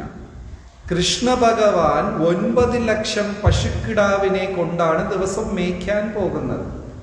ഇതിൽ ഒരു പശുക്കിടാവ് നഷ്ടമായാൽ ബാക്കി 9 ലക്ഷത്തിൽ ഒന്ന് പോയത്ര? മലയാളത്തിൽ പറയും 8,99,999 പശുക്കിടാവ് ഉണ്ടെന്ന് പറഞ്ഞ് തിരിച്ചു വരുമോ? എന്ത് ചെയ്യും? ആ നഷ്ടപ്പെട്ട ഒന്നിനെ അന്വേഷിച്ചുകൊണ്ട് പോകും. ദൈവത്തിനെ പരമകാരുണ്യവാൻ, കരുണാമൂർത്തി, കരുണാമയൻ എന്നൊക്കെ പറയാൻ ഒരു കാരണമുണ്ട്. കാരണം ഒരു ആത്മാവിനെ പോലും ദൈവം നിഷേധിച്ചിട്ടില്ല. ഒരു ഉദാഹരണം, പൂതന നല്ല കാര്യമാണോ ചെയ്തത്? കൃഷ്ണ ഭഗവാനെ അന്വേഷിച്ച് ഗോകുലത്തിൽ വരുന്നതിന് മുമ്പ് കോടാനുകോടി കുഞ്ഞുങ്ങൾ, 1 വയസ്സ് പ്രായം പോലും തികയാത്ത കുഞ്ഞുങ്ങൾ, കംസൻ അങ്ങനെ ഒരു നിർദ്ദേശമാണ് കൊടുത്തത്. 1 വയസ്സ് പ്രായം പോലും തികയാത്ത കുഞ്ഞുങ്ങൾ, കോടിക്കണക്കിൽ കുഞ്ഞുങ്ങളെ കടിച്ച് ചോര കൊന്നിട്ടാ വന്നിരിക്കുന്നത്. കൃഷ്ണ ഭഗവാൻ കയ്യിലെടുത്തപാട് കണ്ണടച്ചു, പൂതനയെ കാണാൻ തയ്യാറായില്ല. പൂതന ചെയ്തത് നല്ലതാണോ പാപമാണോ? മഹാപാപം. പക്ഷെ പൂതനയ്ക്ക് ലഭിച്ച റിസൾട്ട് എന്താണ്? ഗോലോകത്തിൽ അമ്മയുടെ സ്ഥാനം. മഹാപാപം ചെയ്ത പൂതനയ്ക്ക് രാവണൻ, യുദ്ധത്തിന് മുമ്പേ രാമൻ ദൂതനെ അയച്ചു, രാവണ ഇപ്പോഴും താമസിച്ചില്ല, സീതയെ തിരികെ തന്ന് മാപ്പ് ചോദിച്ചു കഴിഞ്ഞാൽ ഞങ്ങൾ തിരിച്ചു പോകാം. യുദ്ധത്തിന്റെ നടുക്ക് ദൂതനെ അയച്ചു. രാവണൻ വന്ന് ഫസ്റ്റ് ഡേ തോറ്റു നിന്നപ്പോഴും ശപിച്ചു വിട്ടു. അവസാന ദിവസം യുദ്ധം വന്ന് ആയുധങ്ങളെല്ലാം നഷ്ടപ്പെട്ടിട്ട് നിരായുധപാണിയായി രാവണൻ നിൽക്കുമ്പോഴും ശ്രീരാമൻ പറഞ്ഞു, അത്ര പേരും ചത്തു. ആര് കാരണം? ഈ ഒരു രാവണൻ. ആ ലാസ്റ്റില് രാവണന്റെ ജീവൻ എടുക്കുന്നത് മുമ്പേ വരെ ശ്രീരാമൻ എന്താ പറഞ്ഞത്? രാവണ ഇപ്പൊ മാപ്പ് ചോദിച്ചാലും എന്ത് ചെയ്യാം? അപ്പൊ ഇവിടെ എവിടെയാ ശിക്ഷിക്കുക എന്ന് പറയുന്നത്? അജാമിളൻ, കന്യാകുബ്ജം, ഭാഗവതത്തിൽ നല്ല ഒരു പാഠം. കന്യാകുബ്ജം, കനൗജ്, ഇന്നത്തെ കാൺപൂർ. കാൺപൂർ എവിടെ? മഹാരാഷ്ട്ര, മധ്യപ്രദേശ്, യുപിയിലെ ഉത്തർപ്രദേശ്, കാൺപൂർ. അവിടെയായിരുന്നു അജാമിളന്റെ ജന്മസ്ഥലം. നല്ല ഒരു ബ്രാഹ്മണ കുടുംബത്തിൽ ജനിച്ച ആളാണ് അജാമിളൻ. അച്ഛനൊരു പരമ ആചാരം അനുഷ്ഠിക്കുന്ന ഒരു ഓർത്തഡോക്സ് ബ്രാഹ്മണൻ.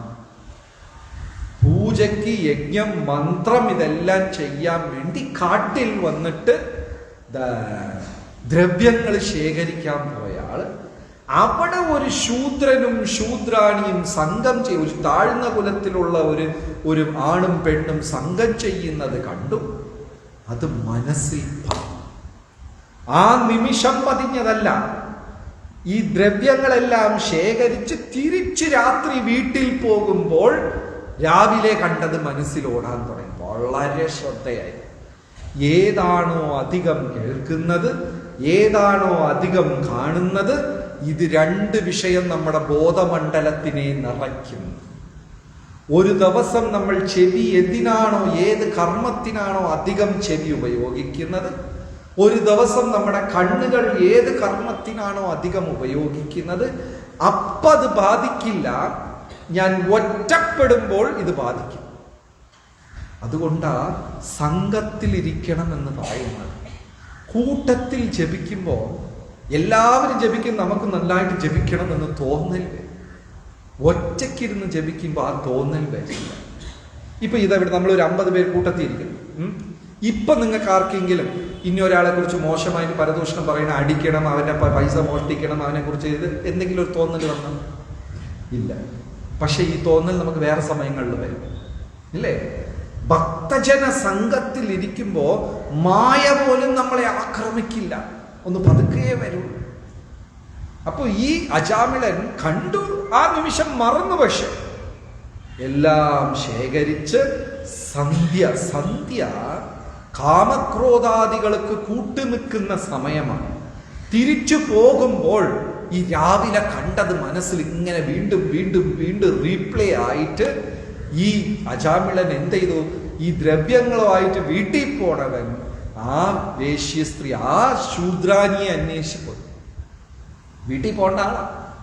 വീട്ടിൽ സുന്ദരിയായ ഭാര്യയും മക്കളും എല്ലാം ഉണ്ട്, ആചാര അനുഷ്ഠാനമുള്ള കുടുംബം. പക്ഷെ വീട്ടിലെത്തിയില്ല. എവിടെ പോയി? ഈ വേശ്യ സ്ത്രീയെയും അന്വേഷിച്ചു പോയി. 80 വയസ്സ് വരെ ആ വീട്ടിൽ താമസമായി. കൊല, കൊള്ള, പിടിച്ചു പറയും, മോഷണം, അതിൽ 10 കുട്ടികൾ.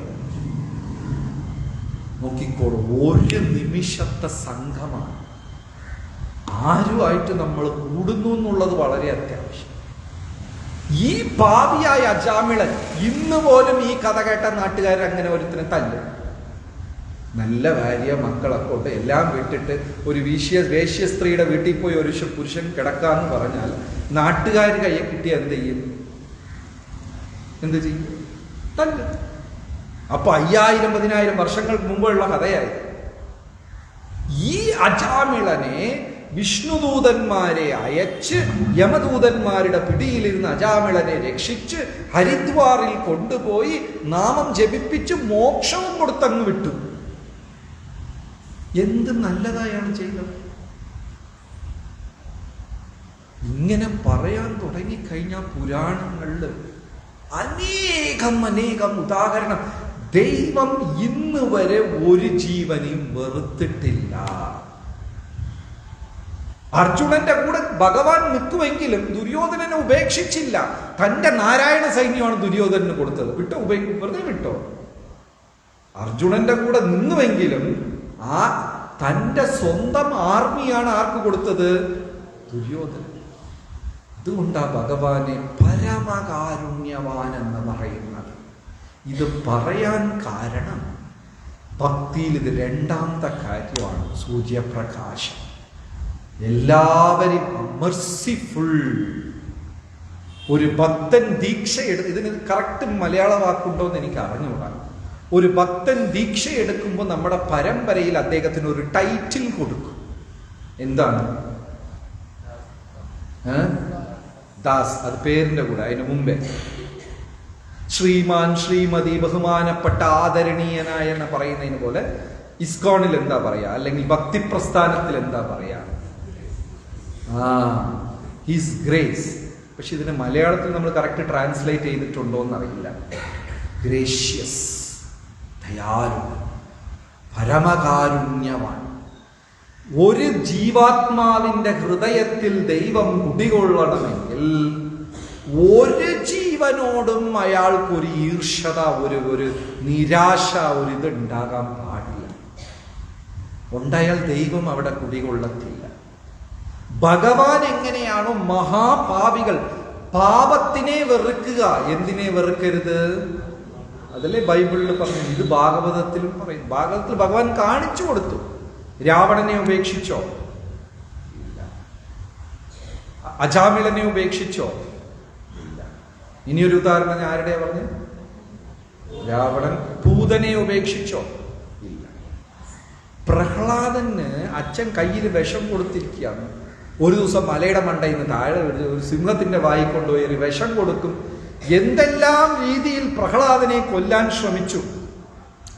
നരസിംഹമൂർത്തി പ്രഹ്ലാദന്റെ അടുത്ത്, പ്രഹ്ലാദ നിനക്ക് എന്ത് വേണമെന്ന് ചോദിച്ചപ്പോ പ്രഹ്ലാദൻ ഫസ്റ്റ് ആവശ്യപ്പെട്ടത് എന്താണ്? ആദ്യം ആവശ്യപ്പെട്ടത് എന്താണ്? എനിക്കൊരു പുഷ്പക വിമാനം എന്താ, വൈകുണ്ഠത്തിൽ 5 സെന്റ് സ്ഥലം എന്താ ചോദിച്ചത്? എന്റെ അച്ഛനെ പൊറുക്കണം, മോക്ഷം കൊടുക്കും. ഇതാണ് ഒരു വൈഷ്ണവ ക്യാരക്ടർ. അത് ഉടനെ ഇന്നോ നാളെയോ നമുക്ക് വരില്ല. നമ്മളെയും ജീവിതത്തിൽ ഒത്തിരി വേദനിപ്പിച്ചവരുണ്ട്. ഉണ്ടോ ഇല്ലേ? നമ്മുടെ എല്ലാവരും ജീവിതത്തിലുണ്ട്. അത് ഇന്നും ചിലപ്പോൾ നമ്മൾ ആരെടുത്തെങ്കിലൊക്കെ പറഞ്ഞു കാണിക്കും, ഇല്ലേ? അറിയില്ല, അയാൾ അന്ന് ഇങ്ങനെ ചെയ്താ, ഇന്നിങ്ങനെ ചെയ്താ, അവൻ ഇങ്ങനെയാ, അവളിങ്ങനെയാ പറഞ്ഞു കേൾപ്പിക്കും. ആ ഹൃദയത്തിൽ ദൈവത്തിന് വാസസ്ഥാനമില്ല. എല്ലാവരെയും അതൊരു ബ്യൂട്ടിഫുൾ സ്പിരിച്വൽ ക്വാളിറ്റിയാണ്. പ്രഭുപാദർ ഒരാൾക്ക് സന്യാസ ദീക്ഷ കൊടുത്തു. സന്യാസ ദീക്ഷ. അയാൾ എന്ത് ചെയ്തു? രഹസ്യമായിട്ട് ചെന്നിട്ട് ഒരു സ്ത്രീ സംഘം നടത്തി. പ്രഭുപാദർ ആദ്യം ക്ഷമിച്ചു വിട്ടു. വീണ്ടും പറഞ്ഞു, നീ ഈ വിഷയത്തിൽ വളരെ ശ്രദ്ധിച്ചിരിക്കണം. ആ തെറ്റ് അയാൾക്ക് രണ്ടാമത്തതും പറ്റി. പ്രഭുപാദർ മൂന്നാമത്തത് അയാളെ മുമ്പേ കരഞ്ഞു. നീ എന്നെ ഭഗവാന്റെ മുമ്പേ നാണം കെടുത്തി, ഞാൻ നിനക്ക് വേണ്ടി റെക്കമെൻഡ് ചെയ്തു. അപ്പൊ അയാളും ഹൃദയം പൊട്ടി. അപ്പൊ ഞാൻ എന്ത് ചെയ്യട്ടെ? നീ ഒന്നും ചെയ്യണ്ട, ഈ ആശ്രമം മാറ്റി വെച്ചിട്ട് നീ വീണ്ടും ഭഗവാനെ സേവിക്കും. മുഴുവൻ പ്രസ്ഥാനവും എതിരായി. ഒരു സന്യാസിയായിട്ട് ഇത്രയും നീചമായ പ്രവർത്തനം ചെയ്തിട്ടുണ്ട്. അയാൾ ആശ്രമത്തിൽ നിന്ന് പുറത്താക്കണം, അമ്പലത്തിൽ നിന്ന് പുറത്താക്കണം, നമ്മുടെ കമ്മ്യൂണിറ്റിയിൽ നിന്ന് പുറത്താക്കണം. പ്രഭുപാദജി പുറത്താക്കിയിട്ട് എന്ത് ചെയ്യും? അയാളിത് കൂടുതൽ ചെയ്യും. ഇവിടെ ഇരുന്നാ പേടിച്ച് ഒന്നും അറിയുന്ന തെറ്റ് ചെയ്യണവനെ അടിച്ച് പുറത്താക്കി അവൻ എന്ത് ചെയ്യും? അവൻ ആ പാപഭംഗിലമായ ജീവിതത്തിൽ ഇറങ്ങിപ്പോകും. കലികാലത്തിൽ ഭഗവാന്റെ ഏക ആയുധം കാരുണ്യമാണ്. പണ്ട് ഒരു ഹിരണ്യകശിപു എന്നുകൊണ്ട് നരസിംഹമൂർത്തിക്ക് എളുപ്പമായിരുന്നു. ഒരു കംസനും ഒരു രാവണനും ആയതുകൊണ്ട് അവർക്ക് എളുപ്പമായിരുന്നു. ഇപ്പൊ ഒരു അവതാരം വന്ന എല്ലാ വീട്ടിലും വെട്ടിക്കൊണ്ടു പോകേണ്ടി വരും. ആരും ബാക്കി കാണില്ല. എല്ലാ ഹിരണ്യകശിപു രാവണന്മാർ തന്നെ. അത്രയും ഇതായിട്ടാണ് കലികാലത്തിലുള്ളത്. സോ ഈ സൺലൈറ്റ് എന്ന് പറയുന്നത് കാരുണ്യം. അത് ലഭിക്കുന്നുണ്ട്, അത് അവൈലബിൾ ആണ്. നമ്മൾ ഈ പാത്രവും എടുത്തുകൊണ്ട് പോയി തപോബലത്തിൽ അതിനെ കോരിക്കൊണ്ടുവരണം ഈ കാരുണ്യത്തിന്. പരശുരാമന്റെ അമ്മയുടെ പേരെന്താ? സാവിത്രിയാണ്. രേണുക. പരശുരാമൻ മഹാതപസ്യം ചെയ്തിട്ട് ഹിമാലയത്തിൽ നിന്ന് അച്ഛനെ കാണാൻ ഓടി വരിക ജമദഗ്നിയെ. സന്തോഷം കൊണ്ട് ഞാൻ ഇത്രയും തപസ്യ ചെയ്തു, അത് നേടി ഇത് നേടി എന്ന് പറഞ്ഞിട്ട് ഓടി വരിക. ഇവിടെ അച്ഛൻ നിൽക്കുന്നു, മുന്നേ അമ്മയും 4 സഹോദരന്മാരും നിൽക്കണം, എല്ലാം തല കുനിഞ്ഞ് നിൽക്കണം. അച്ഛൻ അങ്ങനെ ദേഷ്യത്തിൽ നിൽക്കാം. പരശുരാമൻ അച്ഛൻ്റെ കാലിലൊക്കെ വീണിട്ട് എന്നെ അനുഗ്രഹിക്കണം എന്ന് പറഞ്ഞപ്പോൾ 4 സഹോദരന്മാരെയും വെട്ടാൻ പറഞ്ഞു. വാളെടുത്ത് ഒരേ വെട്ട് 4 എണ്ണത്തിന്റെ കഴുത്തും തുണ്ടായി. ഇനി എന്താ? അമ്മയെ വെട്ടാൻ പറഞ്ഞു. ഒരു വെട്ട്. അച്ഛൻ ജമദഗ്നിക്ക് വലിയ സന്തോഷമായി. എന്ത് വേണം? എനിക്ക് എൻ്റെ അമ്മയും 4 സഹോദരൻ തിരിച്ചു വേണം. ആ രേണുക ദിവസം ആറ്റിന്റെ കരയിൽ ചെന്ന് പച്ച മണ്ണിൽ കലമുണ്ടാക്കി വെള്ളം കോരിക്കൊണ്ടുവരും. രേണുകയുടെ തപോബലം, പാതിവൃത്യം. വെറും മണ്ണിൽ കല ഉണ്ടാക്കി കൊണ്ടുവരും. പക്ഷെ ഒരു ദിവസം ആ രേണുക ഗന്ധർവന്മാർ ആറ്റിൽ കുളിക്കുന്നത് കണ്ടിട്ട് അവൻ സുന്ദരനാണ് എന്ന് മനസ്സുകൊണ്ട് ചിന്തിച്ചു പോയി കല ഉണ്ടാക്കാൻ പറ്റി. ഇതാണ് നമ്മൾ. ഭഗവാന്റെ കാരുണ്യം ഇങ്ങനെ വരാണ്. നമ്മൾ ഈ കലത്തിൽ പിടിച്ചോണ്ട് വരണം. ഈ കലത്തിൽ തുളയുണ്ടെങ്കിൽ മേലെ നിന്ന് വെള്ളം വരുന്നുണ്ട്, നമ്മൾ കലത്തിൽ പിടിക്കുക. അതിലൊരു തുള, ഒരു ദ്വാരം, ഒരു ഹോൾ ഉണ്ടെങ്കിൽ എന്താകും? വെള്ളം താഴ്ത്തും. ചിലരെ കലത്തിൽ 1 ഹോള്, ചിലരെ കലത്തിൽ 2 ഹോള്, ചിലരെ കലം മൊത്തം ഹോളാണ്. നമ്മുടെ കാമക്രോധാദികൾ ഇതിൽ തുളയിട്ട് വെച്ചിരിക്കുക. സോ രണ്ടാമത്തെ ക്വാളിറ്റി സൺലൈറ്റ് എന്ന് പറയുന്നത് ദൈവത്തിൻ്റെ കാരുണ്യം. ആ കാരുണ്യം നമ്മൾ കാത്തു സൂക്ഷിക്കണമെങ്കിൽ പ്രധാനമായ quality hate the sin, not the sinner. ഞാൻ മിഞ്ഞാന്ന് ബുധനാഴ്ച KBR പറഞ്ഞു, ഇതൊരു ആശുപത്രിയാണ്. ആശുപത്രിയിൽ വൈദ്യന്മാർ കൂടുതൽ, രോഗികൾ കൂടുതലാണ്. ആശുപത്രിയിൽ രോഗികളെ കൂടുതൽ. ഇവിടെ നമ്മൾ ഓരോരുത്തരിലും കുറ്റം കണ്ടുപിടിക്കാൻ തുടങ്ങിക്കഴിഞ്ഞാൽ മൊത്തം കുറ്റമേ ഉണ്ടാവും. ഭഗവാൻ ഒരു ജീവനിലും കുറ്റം കാണുന്നില്ല. സീതയെ അപഹരിച്ചു കൊണ്ടുപോയ രാവണനെയും ക്ഷമിക്കാൻ തയ്യാറായിരുന്നു, പൂതനയെ ക്ഷമിക്കാൻ തയ്യാറായിരുന്നു, അജാമിളനെ ക്ഷമിക്കാൻ തയ്യാറായിരുന്നു. സോ ഹൃദയത്തിൽ നമുക്ക് പലരോടും ദേഷ്യവും നിരാശയും വൈരാഗ്യവും ഒക്കെ കാണും. വെളിയിൽ കാണിച്ചില്ലെങ്കിലും ചിലപ്പോൾ അതൊക്കെ ഉള്ളിൽ കാണും. വളരെ അടുത്തുള്ളവരടുത്തും രഹസ്യമായിട്ട് ഉള്ളവരടുത്തൊക്കെ നമ്മളത് പങ്കുവയ്ക്കും. പക്ഷെ ആ ഹൃദയത്തിൽ ആര് വസിക്കില്ല? ഭഗവാന്റെ കാഴ്ചപ്പാടിൽ എല്ലാവരും തെറ്റുകുറ്റം ചെയ്യുന്നവരാണ്. ഈ 6 എണ്ണം, ഈ 6ൽ കുറഞ്ഞത് ഒന്നെങ്കിലും ആരുടെങ്കിലും ഹൃദയത്തിൽ ഇല്ലാതെ ഉണ്ടാവില്ല. 6 എണ്ണം: കാമ, ക്രോധ, മോഹ, ലോഭ, മത, മാത്സര്യം. ചിലർക്ക് 6 ഹോൾസെയിലായിട്ട് മൊത്തം കാണും. ചിലരുടെ അകത്ത് 5 കാണും, 4 കാണും. പക്ഷെ ഒന്നെങ്കിലും ഇല്ലാതിരിക്കില്ല. അതില്ലെങ്കിൽ നമ്മൾ ഇവിടെ ജനിക്കേണ്ട കാര്യമേ ഇല്ല. അതുകൊണ്ടാണ് ഇവിടെ വന്ന് ജനിച്ചത്. അപ്പൊ അവരെടുത്ത് കുറ്റം കണ്ടുപിടിച്ചിട്ട് എന്ത് പ്രയോജനം? ഒന്ന് എൻ്റെ അടുത്തും ഉണ്ടല്ലോ. പക്ഷെ നമ്മൾ ലോകമറിയാതെ അതിനെ മറയ്ക്കാൻ മിടുക്കാൻ. ഓക്കെ, സമയം എത്രയായി? 7:30.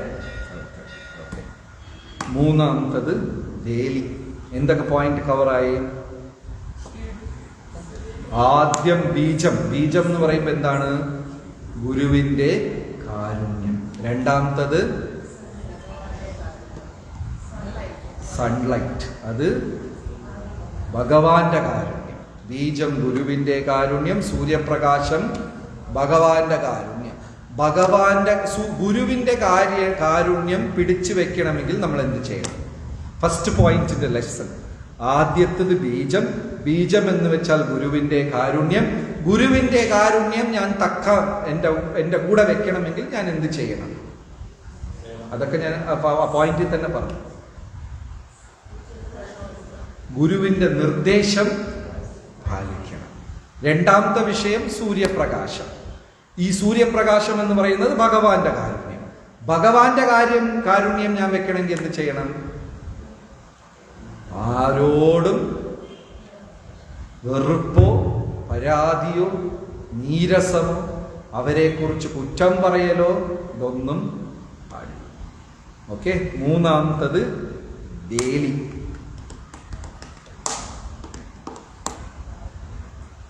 മൂന്നും നാലും, വേലിയും സപ്പോർട്ടും.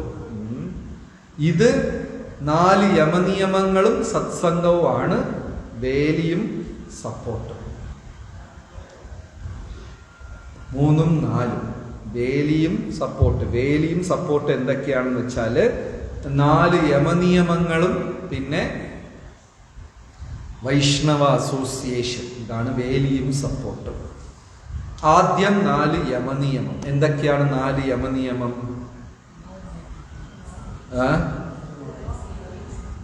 മത്സ്യമാംസാദികൾ കഴിക്കാൻ പാടില്ല, ചൂത് പാടില്ല, ലഹരി പാടില്ല, അവിഹിത ബന്ധം പാടില്ല. 4 ഉണ്ട്. ശരി.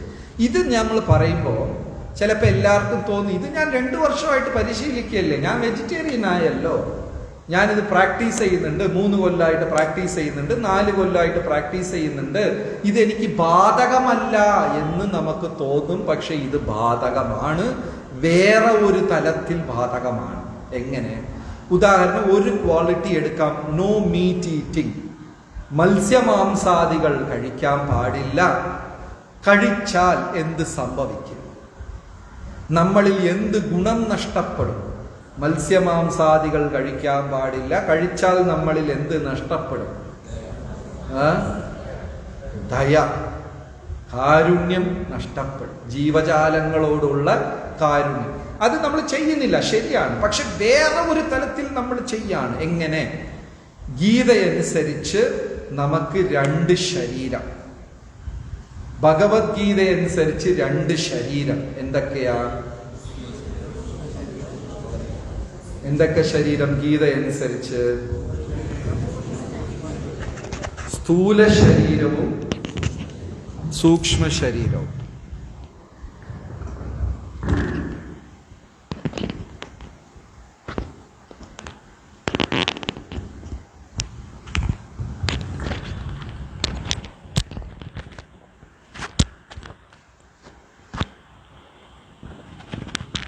സ്ഥൂല ശരീരവും സൂക്ഷ്മ ശരീരവും. ഇപ്പോ കില്ലിംഗ് എന്ന് പറയുമ്പോൾ എന്താ സംഭവിക്കുന്നത്? മരണം, കൊല്ലുക എന്നൊക്കെ പറയുമ്പോൾ എന്താ സംഭവിക്കുന്നത്? നമുക്ക് 2 ശരീരം, സ്ഥൂല ശരീരം, സൂക്ഷ്മ ശരീരം. സ്ഥൂല ശരീരം പഞ്ചഭൂതങ്ങൾ കൊണ്ട് നിർമ്മിതമായത് എല്ലാവർക്കും അറിയാം. ഭൂമി, ജലം, അഗ്നി, വായു, ആകാശം.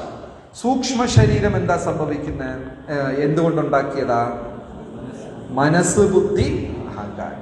ഇപ്പൊ നമ്മൾ ഇതിനെ ഈ ഒരു പോയിന്റ്, നോ മീറ്റ് ഈറ്റിംഗ്, മത്സ്യമാംസാദികൾ കഴിക്കാൻ പാടില്ല, കൊല്ലാൻ പാടില്ല എന്ന് പറയുന്നത് ഇനിയൊരു തലത്തിലേക്ക് കൊണ്ടുപോവാം. ഇപ്പൊ നമ്മൾ ആരും പഞ്ചഭൂതങ്ങൾ നിർമ്മിതമായ സ്ഥൂല ശരീരത്തിനെ കൊല്ലുന്നില്ല. നമ്മളെല്ലാം വെജിറ്റേറിയൻ ആയി കഴിയും, അല്ലേ? അത് നല്ല പ്രാക്ടീസ് ചെയ്ത് ഇപ്പൊ നമുക്ക് നോൺ വെജ് ഫുഡ് കണ്ടാൽ ഒരു അവർഷം തോന്നുന്ന അവസ്ഥയ്ക്ക് നമ്മൾ ഉയർന്നിട്ടുണ്ട്, ഇല്ലേ? പക്ഷേ സൂക്ഷ്മ ശരീരത്തിനെ ഇപ്പോഴും നമ്മൾ കൊന്നുകൊണ്ടിരിക്കുകയാണ്. സൂക്ഷ്മ ശരീരം എന്തൊക്കെയാണ്? മനസ്സ്, ബുദ്ധി, അഹങ്കാരം. ഇത് മൂന്നും ചേരുന്നതാണ് സൂക്ഷ്മ ശരീരം. ഈ സൂക്ഷ്മ ശരീരത്തിന് ഇപ്പോഴും കൊല്ലുന്നുണ്ട്. ഈ രണ്ട് ശരീരത്തിനും പ്രാധാന്യം ഏത് ശരീരത്തിനാ കൂടുതൽ? സ്ഥൂല ശരീരത്തിനാണോ ഇമ്പോർട്ടൻസ് കൂടുതൽ, സൂക്ഷ്മ ശരീരത്തിനാണോ ഇമ്പോർട്ടൻസ് കൂടുതൽ? നമുക്ക് രണ്ടുണ്ട്. ഇതിൽ ഏതിനാ ഇമ്പോർട്ടൻസ് കൂടുതൽ? സ്ഥൂല ശരീരമാണോ സൂക്ഷ്മ ശരീരം? പല്ലുവേദന കാരണം ഗോവിന്ദൻകുട്ടി ആത്മഹത്യ ചെയ്തു, കേട്ടിട്ടുണ്ടോ? ആരെങ്കിലും പല്ലുവേദന കാരണം ആത്മഹത്യ ചെയ്യും? ഇല്ല. തലവേദന കാരണം ആത്മഹത്യ ചെയ്യോ? കൈയൊടിഞ്ഞ, കാലൊടിഞ്ഞ, പ്ലാസ്റ്റിക് വെച്ച്, ഇരുമ്പ് വെച്ച്, 2 വാക്കറിന് വെച്ച് എങ്ങനെയെങ്കിലും ജീവിക്കാൻ നോക്കുക. ഹൃദയമില്ല, വേറെ ഒരു യാന്ത്രികമായ ഹൃദയം, കിഡ്നി ഇല്ല, എല്ലാം മെഷീന് വെച്ച് എങ്ങനെയെങ്കിലും പേസ് മേക്കർ, അത് ജീവിക്കുന്നു. മനപ്രയാസം കാരണം ആത്മഹത്യ ചെയ്തു, കേട്ടിട്ടുണ്ടോ? അത് എത്ര തലയിലുള്ള മുടിയെല്ലാം പോയാലും വിഗ് വെച്ച് എങ്ങനെയെങ്കിലൊക്കെ നമ്മൾ ജീവിക്കും. പക്ഷെ മനസ്സ് തളർന്നു പോയാൽ ഫസ്റ്റ് ചിന്ത എന്താ വരുന്നത്? ആത്മഹത്യ ചെയ്യാം. അപ്പോ ഈ രണ്ട് ശരീരത്തിലും പ്രാധാന്യം ഏതാണ്? സൂക്ഷ്മ ശരീരം. അപ്പൊ സ്ഥൂല ശരീരത്തിനെ കൊന്നാൽ കൂടുതൽ പാപം കിട്ടോ, സൂക്ഷ്മ ശരീരത്തിനെ കൊന്നാൽ കൂടുതൽ പാപം കിട്ടോ? ഇതിനെ കൊന്നാൽ കൂടുതൽ പാപം കിട്ടും? സൂക്ഷ്മ ശരീരം. വാക്കുകൾ കൊണ്ട് നമ്മൾ എത്ര ആൾക്കാരുടെ മനസ്സിൽ ക്രൂശിക്കുന്നുണ്ട്, ചെയ്യുന്നുണ്ടോ ഇല്ല? ചിലർക്ക് നാവ് തന്നെ പാമ്പിന്റെ നാവ് പോലെ, 2 സിസർ പോലെ ഇരിക്കും. പാമ്പിന്റെ നാവ് കണ്ടിട്ടുണ്ടോ? ഇങ്ങനെ 2 കത്രിക പോലെയാണ് അതിന്റെ നാവ്. ചില മനുഷ്യരുടെ നാവ് അതുപോലെ കത്രിക പോലെയാണ്, വെട്ടി വെട്ടി വെട്ടി കുത്തി കുത്തി കുത്തിയെ സംസാരിക്കും. അല്ലാതെ മധുരമായി സംസാരിക്കാൻ അറിയില്ല. അവരുടെ മനസ്സിനെ വാക്കുകൾ കൊണ്ട് നോവിക്കുകയും ദ്രോഹിക്കുകയും നമ്മൾ ചെയ്യുന്നുണ്ട്. അത് കൊലപാതകമാണോ? അല്ലേ? വേദമനുസരിച്ച് അത് കൊലപാതകമാണ്. ബ്രഹ്മാവ് സരസ്വതി ദേവിയെ സൃഷ്ടിച്ചു. സരസ്വതി ദേവിയുടെ വാക്ക് ശക്തി ആകർഷിക്കപ്പെട്ട് ബ്രഹ്മാവ് സരസ്വതി ദേവിയുടെ പുറകെ ഓടി. ശരിയാണോ തെറ്റാണോ? ബ്രഹ്മാവ് ചെയ്തത് ശരിയാണോ തെറ്റാണോ? ശരിയാണോ തെറ്റാണോ? ശിവദാസ് പ്രഭു കേട്ടേ ഇല്ല. തെറ്റായിരിക്കും അല്ലേ? തെറ്റാണ്. പക്ഷേ ബ്രഹ്മാവിന് മാപ്പ് കിട്ടി. അതിനെ നോക്കി പരിഹസിച്ച ഭൃഗുവിന്റെ 6 മക്കൾക്ക് ശിക്ഷ കിട്ടി. ബ്രഹ്മാവ് എന്ത് ചെയ്തു? ചെന്നിട്ട് തൻ്റെ മനസ്സിനെ എടുത്ത് ഭസ്മീകരിച്ചു, ആത്മഹത്യ ചെയ്തു. എങ്ങനെ ആത്മഹത്യ ചെയ്തു? സ്ഥൂല ശരീരത്തിനെ അദ്ദേഹം നശിപ്പിച്ചില്ല. ഏത് ശരീരത്തിനെ നശിപ്പിച്ചു? സൂക്ഷ്മ ശരീരത്തിനെ നശിപ്പിച്ചു കളഞ്ഞു. മനസ്സിനെ എടുത്ത് ഭസ്മീകരിച്ച് പുതിയ ഒരു മനസ്സ് സ്വീകരിച്ചു. നമ്മളും അതാ ചെയ്യുന്നത്. ദിവസവും മന്ത്രജപം ചെയ്യുമ്പോൾ ഈ മനസ്സിലുള്ള അഴുക്കുകൾ ഇല്ലാണ്ടാക്കുകയാണ്. അപ്പോ എൻ്റെ മനസ്സ്, സൂക്ഷ്മ ശരീരത്തിനെ ഞാൻ കളങ്കപ്പെടുത്തുന്നതും ഇനിയൊരാളുടെ സൂക്ഷ്മ ശരീരത്തിനെ കളങ്കപ്പെടുത്തുന്നതും കൊലപാതകം ചെയ്യുന്നത് പോലെയാണ്.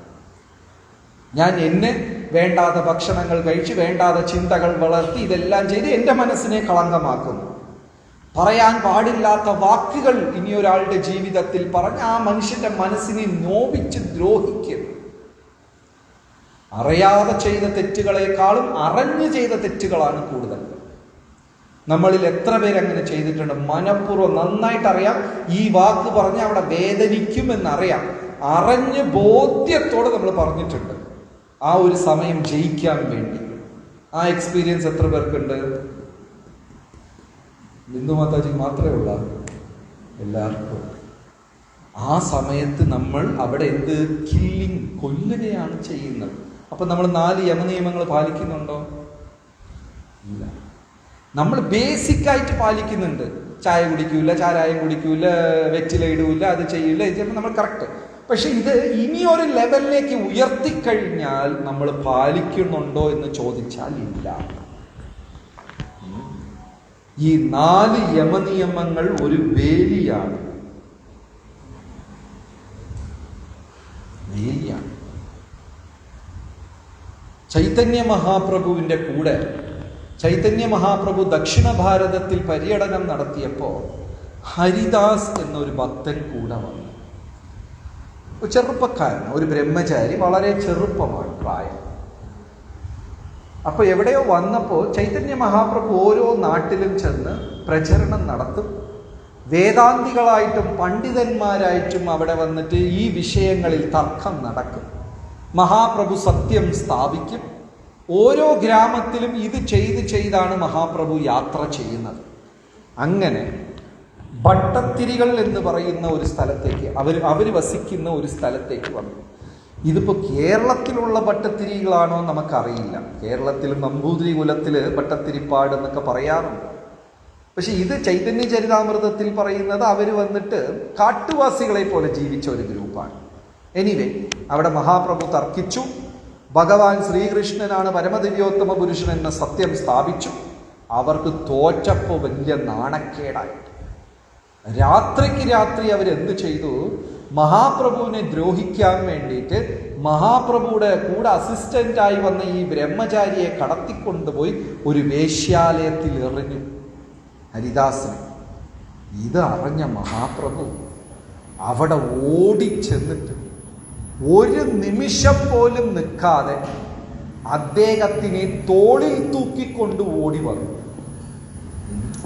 ശ്രീ ശ്രീകൃഷ്ണ ബലരാം.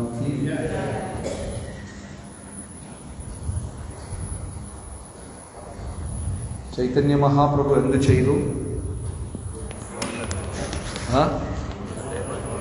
അവിടെ ഓടിച്ചെന്നിട്ട് ആ ഹരിദാസിനെ വേശ്യാലയത്തിലിരുന്ന് തൂക്കി തൻ്റെ തോളിൽ തൂക്കി വെച്ചിട്ട് ഓടി തിരിച്ചു വന്നു.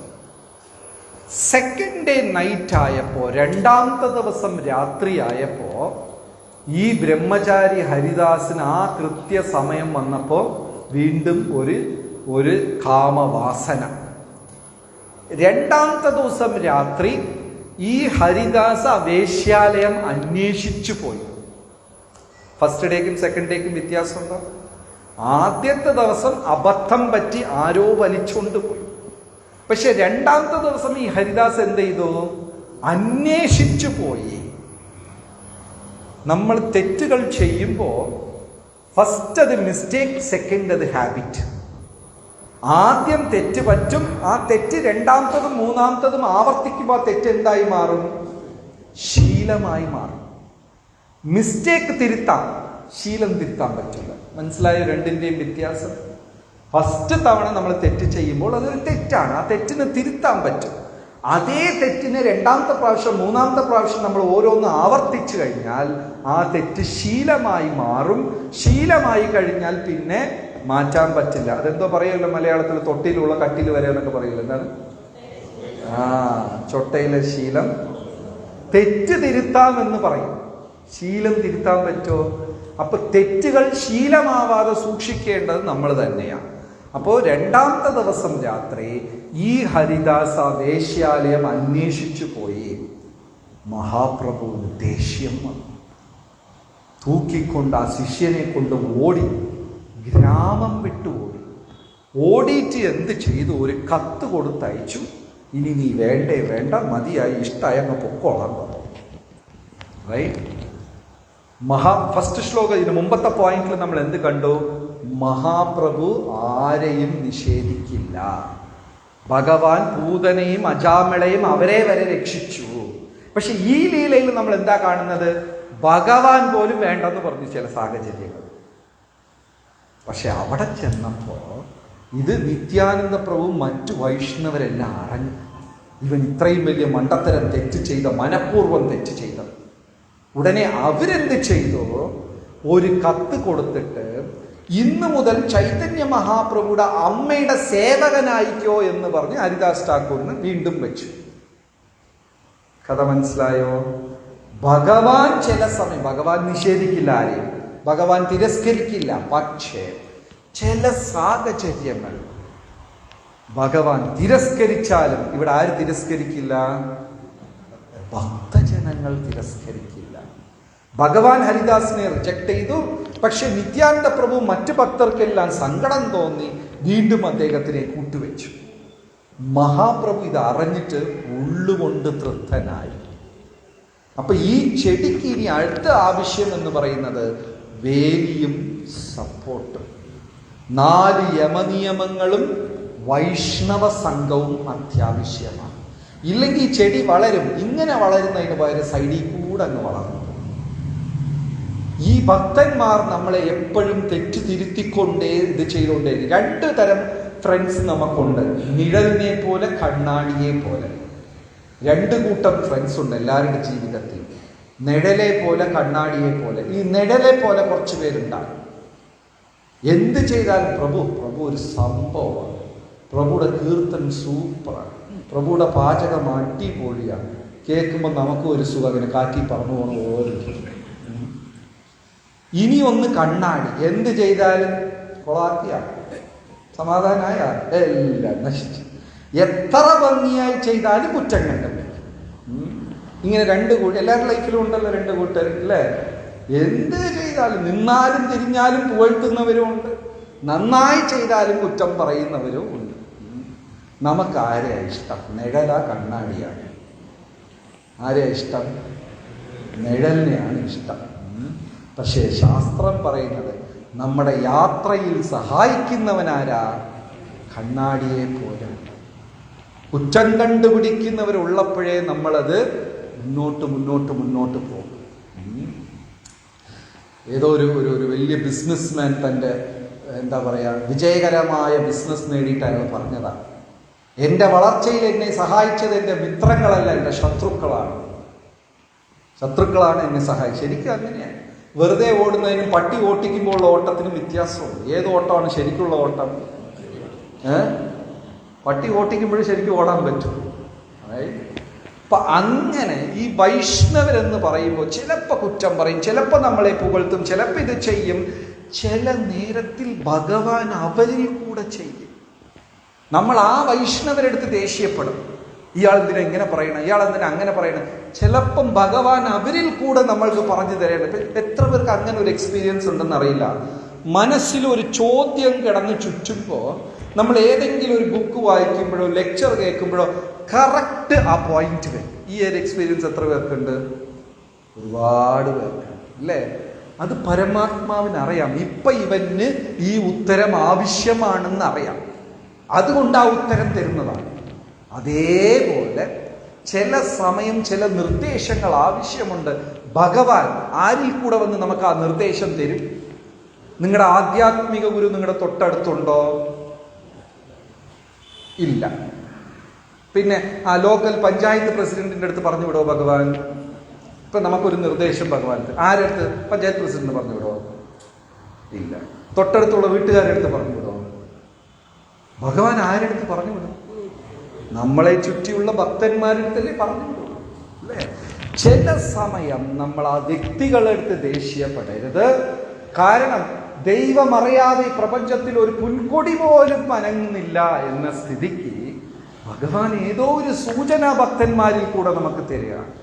നമ്മൾ എന്ത് ചെയ്യും? ആ ഭക്തന്റെ അടുത്ത് ദേഷ്യം കാണിച്ചുകൊണ്ടിരിക്കും. ഭഗവാൻ അയച്ച ആളാ, അയാളടുത്ത് ദേഷ്യം കാണിച്ചുകൊണ്ടിരിക്കും. അപ്പോൾ ഈ വേലിയും സപ്പോർട്ടും, ഇത് നാല് യമനിയമങ്ങൾ എൻ്റെ ജീവിതത്തിനെ സംരക്ഷിക്കുന്നു. വൈഷ്ണവ സത്സംഗം എന്നെ ശരിയായ മാർഗത്തിൽ പോകാൻ സഹായിക്കും. രണ്ടും വളരെ അത്യാവശ്യം. ഗോവിന്ദ ജയ ജയ ഗോപാല ജയ ജയ രാധാരമണ ഹരി. ഗോവിന്ദ ജയ ജയ ഗോവിന്ദ ജയ ജയ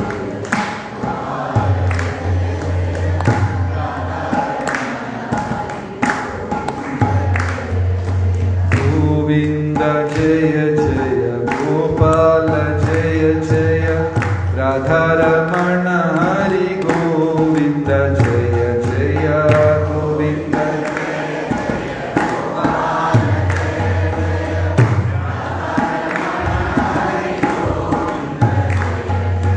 ഗോവിന്ദ ജയ ജയ ഗോപാല ജയ ജയ രാധാരമണ ഹരി. ഗോവിന്ദ ജയ ജയ ഗോവിന്ദ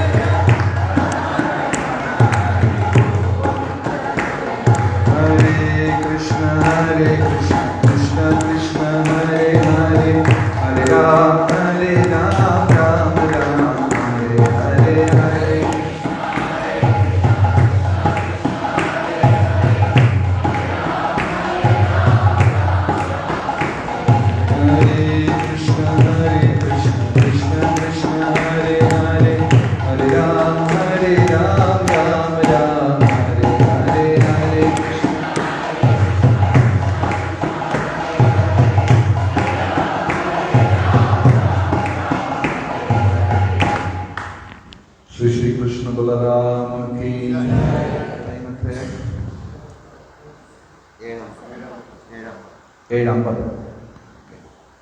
സോ നാലാമത്തത് അസോസിയേഷൻ. ആദ്യം തൊട്ട് ബീജം, ഫസ്റ്റ് പോയിന്റ്, അത് ഗുരുവിൻ്റെ കാരുണ്യം. അത് നമ്മൾ എങ്ങനെ സൂക്ഷിക്കും? ഗുരുവിൻ്റെ നിർദ്ദേശം പാലിക്കുന്നതുകൊണ്ട്. രണ്ടാമത്തത് സൂര്യപ്രകാശം, അത് ഭഗവാന്റെ കാരുണ്യം. അത് നമ്മൾ എങ്ങനെ വെക്കും? ഭഗവാന്റെ സൃഷ്ടിയിലുള്ള വേറെ ഒരു ജീവനെയും നിന്ദിക്കാതെ ഇരിക്കുക. കാരണം ഒരു അച്ഛന് 10 മക്കളുണ്ടെങ്കിൽ ഒരു മകൻ ബാക്കി 9ന്റെ കൂടെയും വഴക്കിട്ടുകൊണ്ടിരുന്നാൽ അച്ഛന് ആ മകൻ്റെ അടുത്ത് സ്നേഹമുണ്ടാവോ? ഇല്ല. അപ്പൊ എല്ലാ ജീവജാലങ്ങളടുത്തും ഒരുപോലെ സ്നേഹം പുലർത്തുന്നത് കൊണ്ട് നമുക്ക് ദൈവത്തിൻ്റെ കാരുണ്യം സൂക്ഷിക്കാം. മൂന്നാമത്തത് വേലി, നാലാമത്തത് സപ്പോർട്ട്. ഇത് 4 യമനിയമങ്ങൾ നമ്മുടെ ലൈഫിൽ. വേലി, രണ്ടും വൈഷ്ണവ സത്സംഗവും ഇതും. കാരണം വൈഷ്ണവരുടെ സംഘം എന്ന് പറയുന്നത് അത്രയ്ക്കും പ്രധാനമാണ്. ഇപ്പോ നിങ്ങളെല്ലാവരും അചിന്ത്യഭേദ അഭേദ തത്വം പഠിച്ചാണോ ഭക്തരായത്? ഒരു ദിവസം എനിക്ക് കയ്യിൽ ഭക്തിരസാമൃത സിന്ധു എന്ന പുസ്തകം കിട്ടി. ഞാനതിൽ അചിന്ത്യഭേദ അഭേദ തത്വം വായിച്ചു. കണ്ണീന്ന് വെള്ളം വരാൻ തുടങ്ങി. ഞാൻ അങ്ങനെ വീട്ടിൻ്റെ ടെറസിൽ കൃഷ്ണ കൃഷ്ണ എന്ന് പറഞ്ഞ് ഓടി. അങ്ങനെയാണ് ഡിവോട്ടിയായത്. കുറേ വൈഷ്ണവര് പുറകെ നടന്ന് ജപിച്ച, പല്ല് തേച്ച, കുളിച്ച, ചോദിച്ച് ചോദിച്ച് ചോദിച്ച് നമ്മളത് ചെയ്യാൻ തുടങ്ങി. വൈഷ്ണവര് കാരണമാണ് നമ്മളും ഒരു ഭക്തരായി മാറുന്നത്. ചില സമയം ഭഗവാൻ പോലും ആലോചിക്കുന്ന കേസിൽ ഭക്തന്മാർ റെക്കമെൻഡ് ചെയ്ത് മോക്ഷം കടന്ന കഥകൾ ഒരുപാടുണ്ട്. പ്രഭുപാദർ ഒരിക്കൽ ഓപ്പൺലി ഡിക്ലെയർ ചെയ്തു, 4 യമനിയമങ്ങളും 16 മാലയും നിങ്ങൾ കൃത്യം ചെയ്യുക, നിങ്ങളെ തിരിച്ച് ഭഗവാന്റെ ലോകത്തിൽ എത്തിക്കേണ്ട ഉത്തരവാദിത്തം എൻ്റെതാണ് എന്ന് പ്രഭുപാദ് ഗ്യാരണ്ടി തന്നിട്ടുണ്ട്. അങ്ങനെ ആചാര്യന്മാർക്കൊന്നും ഗ്യാരണ്ടി തരാൻ പറ്റില്ല. പക്ഷെ പ്രഭുപാദർ ഒരിക്കൽ ചെയ്തിട്ടുണ്ട്. നമ്മൾ എന്ത് ചെയ്യണം? 4 യമനിയമങ്ങൾ കൃത്യമായി പാലിക്കണം. 16 മാല. രാമാനുജാചാര്യരുടെ ലൈഫിലും അത് നടന്നിട്ടുണ്ട്. ഒരു തവണ രാമാനുജാചാര്യർ രാമായണ പ്രഭാഷണം കൊടുത്തോണ്ടിരുന്നപ്പോൾ ഒരു മഹാ ആചാര്യൻ ആ വേദിയിൽ ഇരുന്ന് കേൾക്കുക. പിള്ളയിലോക്കാചാര്യർ, വലിയ എന്തോ പേര് എനിക്ക് കറക്റ്റ് ഓർമ്മയില്ല, വലിയൊരു ആചാര്യൻ ഇരുന്ന് കേട്ടോണ്ടിരിക്കുക. അപ്പൊ രാമാനുജാചാര്യർ കഥ പറഞ്ഞപ്പോ പറഞ്ഞു, വിഭീഷണൻ ആകാശമാർഗെ വന്ന് നിൽക്കുന്നു. രാമാനുജാചാര്യർ ഫ്രണ്ട്സിന്റെ അടുത്തൊക്കെ ചോദിക്കാം, സ്വീകരിക്കണോ വേണ്ടേ? എല്ലാവരും പറഞ്ഞു, സുഗ്രീവൻ പറഞ്ഞു, രാക്ഷസന്മാര് സന്ധ്യ ആവുമ്പോൾ വിശ്വസിക്കരുത്, സന്ധ്യ ആയിക്കഴിഞ്ഞാൽ ഇവരുടെ സ്വഭാവം മാറും. നമ്മുടെ കൂട്ടത്തിലും കുറെ പേരുണ്ട്, സന്ധ്യയായ സ്വഭാവം മാറും. വഴക്കും ദേഷ്യവും അതും അടിയും പിടിയും. ഇവർ കാറ്റ്, തീ ഛർദിക്കും, വെള്ളം ഛർദിക്കും, രൂപം മാറും. അതുകൊണ്ട് ഇവരെ വിശ്വസിക്കരുത്. സുഗ്രീവൻ വേണ്ടാന്ന് പറഞ്ഞു, ജാമ്പവാൻ വേണ്ടാന്ന് പറഞ്ഞു, നള നീള അങ്കത എല്ലാവരും വേണ്ടെന്ന് പറഞ്ഞു. ശ്രീരാമചന്ദ്രമൂർത്തി ഹനുമാന്റെ അടുത്ത് ചോദിച്ചു, ഹനുമാൻ നിന്റെ അഭിപ്രായം എന്താ? ഹനുമാൻ പറഞ്ഞു, ഞാൻ ലങ്ക മുഴുവനും യാത്ര ചെയ്തു, വിഭീഷണന്റെ വീട്ടിലും അശോകവനത്തിലും മാത്രമേ ഞാൻ രാമനാമം കേട്ടിട്ടുള്ളൂ. അതുകൊണ്ട് വിഭീഷണൻ നമ്മളെ ചതിക്കാൻ വന്നാലും കുഴപ്പമില്ല, നാമം പറഞ്ഞു വരുന്നതുകൊണ്ട് സ്വീകരിക്കാമെന്ന്. എന്നിട്ടാണ് വിഭീഷണനെ ശ്രീരാമൻ സ്വീകരിച്ചത്. ഈ പ്രഭാഷണം നടന്നപ്പോൾ ഈ ആചാര്യൻ എണീച്ചങ്ങ് പോവാൻ തുടങ്ങി. രാമാനുജാചാര്യർ ചോദിച്ചു, എന്താ എണീറ്റ് പോണേ? അപ്പോ ആചാര്യൻ പറഞ്ഞു, വിഭീഷണന്റെ ഗതിയെ ഇതാണ്. ഭഗവാൻ എല്ലാവരുടെ ഹൃദയത്തിലും കുടികൊള്ളുന്നുണ്ട്. വിഭീഷണനെ പോലെ ഒരു മഹാഭക്തൻ വന്ന് നിന്നിട്ടും അവനെ സ്വീകരിക്കാതെ എല്ലാവരുടെ അടുത്ത് അഭിപ്രായം ചോദിച്ചുകൊണ്ടിരിക്കുക. അപ്പൊ നമ്മുടെ ഗതിയൊക്കെ എന്താണ്? നമ്മളെക്കുറിച്ച് ചോദിച്ച ചുരുക്കത്തിൽ ആരും നല്ലത് പറയില്ല. അപ്പൊ നമ്മുടെ ഗതി എന്താണ് എന്ന് ചോദിച്ചപ്പോ രാമാനുജാചാര്യർ പ്രസിദ്ധമായ വാക്ക് പറഞ്ഞു, അങ്ങേ ഭഗവാൻ സ്വീകരിക്കുന്നുണ്ടോ ഇല്ലെന്ന് എനിക്കറിഞ്ഞൂടാ, പക്ഷെ ഞാൻ അങ്ങയെ തിരിച്ച് വൈകുണ്ഠത്തിലെത്തിക്കാമെന്ന് ഉറപ്പ് തരുന്നു, ഇരുന്നോളുന്നു. അങ്ങനെ ആചാര്യൻ വീണ്ടും വരും. ഇത് ചില പ്രസിദ്ധമായ ആചാര്യന്മാർക്ക് എങ്ങനെ പറയാൻ സാധിക്കും? നമ്മുടെ ഗുരുക്കന്മാരിപ്പോ ദീക്ഷ കൊടുക്കുന്നവരെ എന്താ പറയുന്നത്? ഞാൻ നിന്നെ പരമ്പരയിൽ കൊണ്ടുപോയി ചേർത്ത് തരാം, പ്രഭുപാദർ ബാക്കി നോക്കിക്കോളും. അങ്ങനെ പറയാൻ പറ്റുള്ളൂ. ഇപ്പൊ ഇവിടെ എല്ലാവരും കുട്ടി ഗുരുക്കന്മാരാ, പ്രചരിപ്പിക്കുന്നവരെല്ലാവരും കുട്ടി ഗുരുക്കന്മാരാ. പോയി ആ വീട്ടിൽ പ്രചരിപ്പിക്കും, അവരെ പ്രചരിപ്പിക്കും, 4 പേരെ ഡിവോട്ടി ആക്കാൻ പറ്റും. എന്നാൽ ശ്രീക്ഷേത്ര പ്രഭുവിന് ഗ്യാരണ്ടി പറയാൻ പറ്റുമോ? നാളെ നിങ്ങളെ ഞാൻ എല്ലാ വൈകുണ്ഠത്തിൽ കൊണ്ടുപോകാൻ?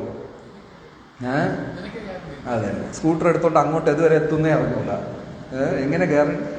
പക്ഷേ രാമാനുജാചാര്യർ, പ്രഭുപാദർ, ഇതുപോലെ വ്യക്തികൾ മാത്രമാണ് അങ്ങനത്തെ വാക്കുകൾ. വൈഷ്ണവ സത്സംഗം ഒരുപാട് ഉദാഹരണങ്ങളുണ്ട്.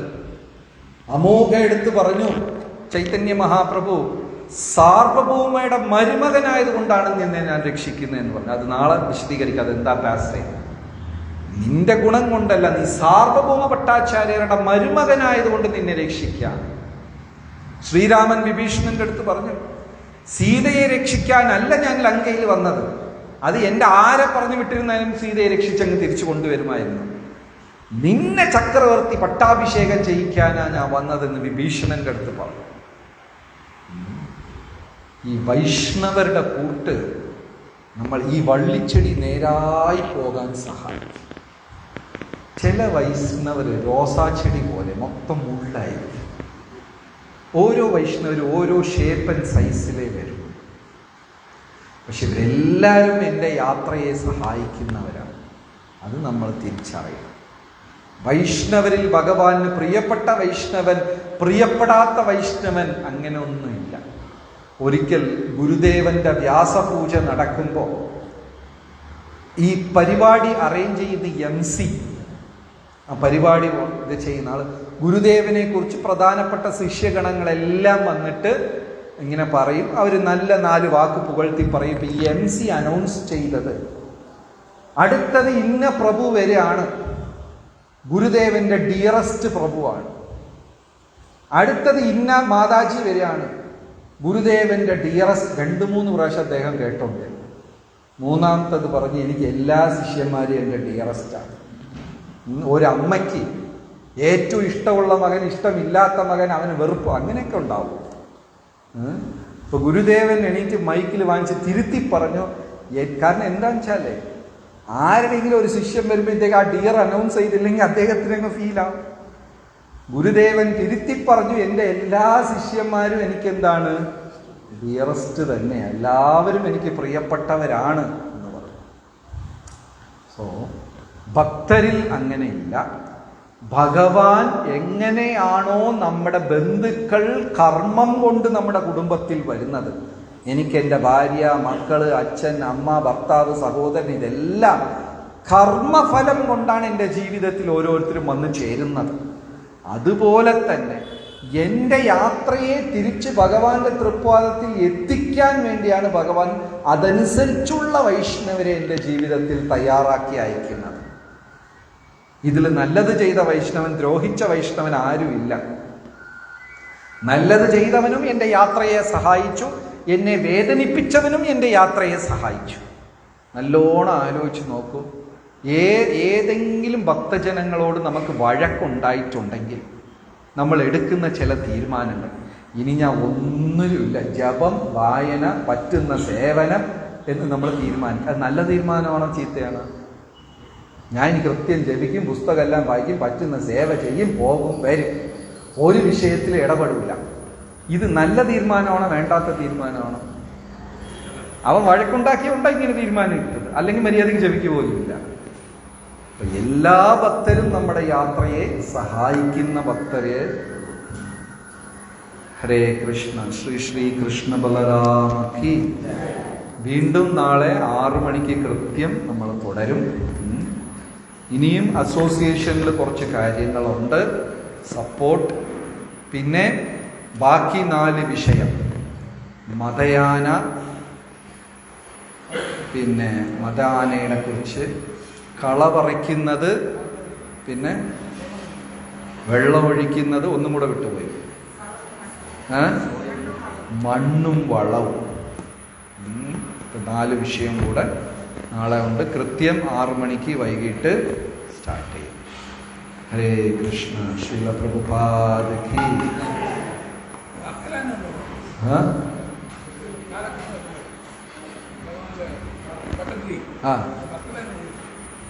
பட்டு அதில் நொமேட்ஸ் அண்ட் அப்படி தான் போட்டிருக்கு. காட்டுவாசிகள், ஆதிவாசிகள் அப்படி தான் போட்டிருக்கு. பட்டத்திரி சார்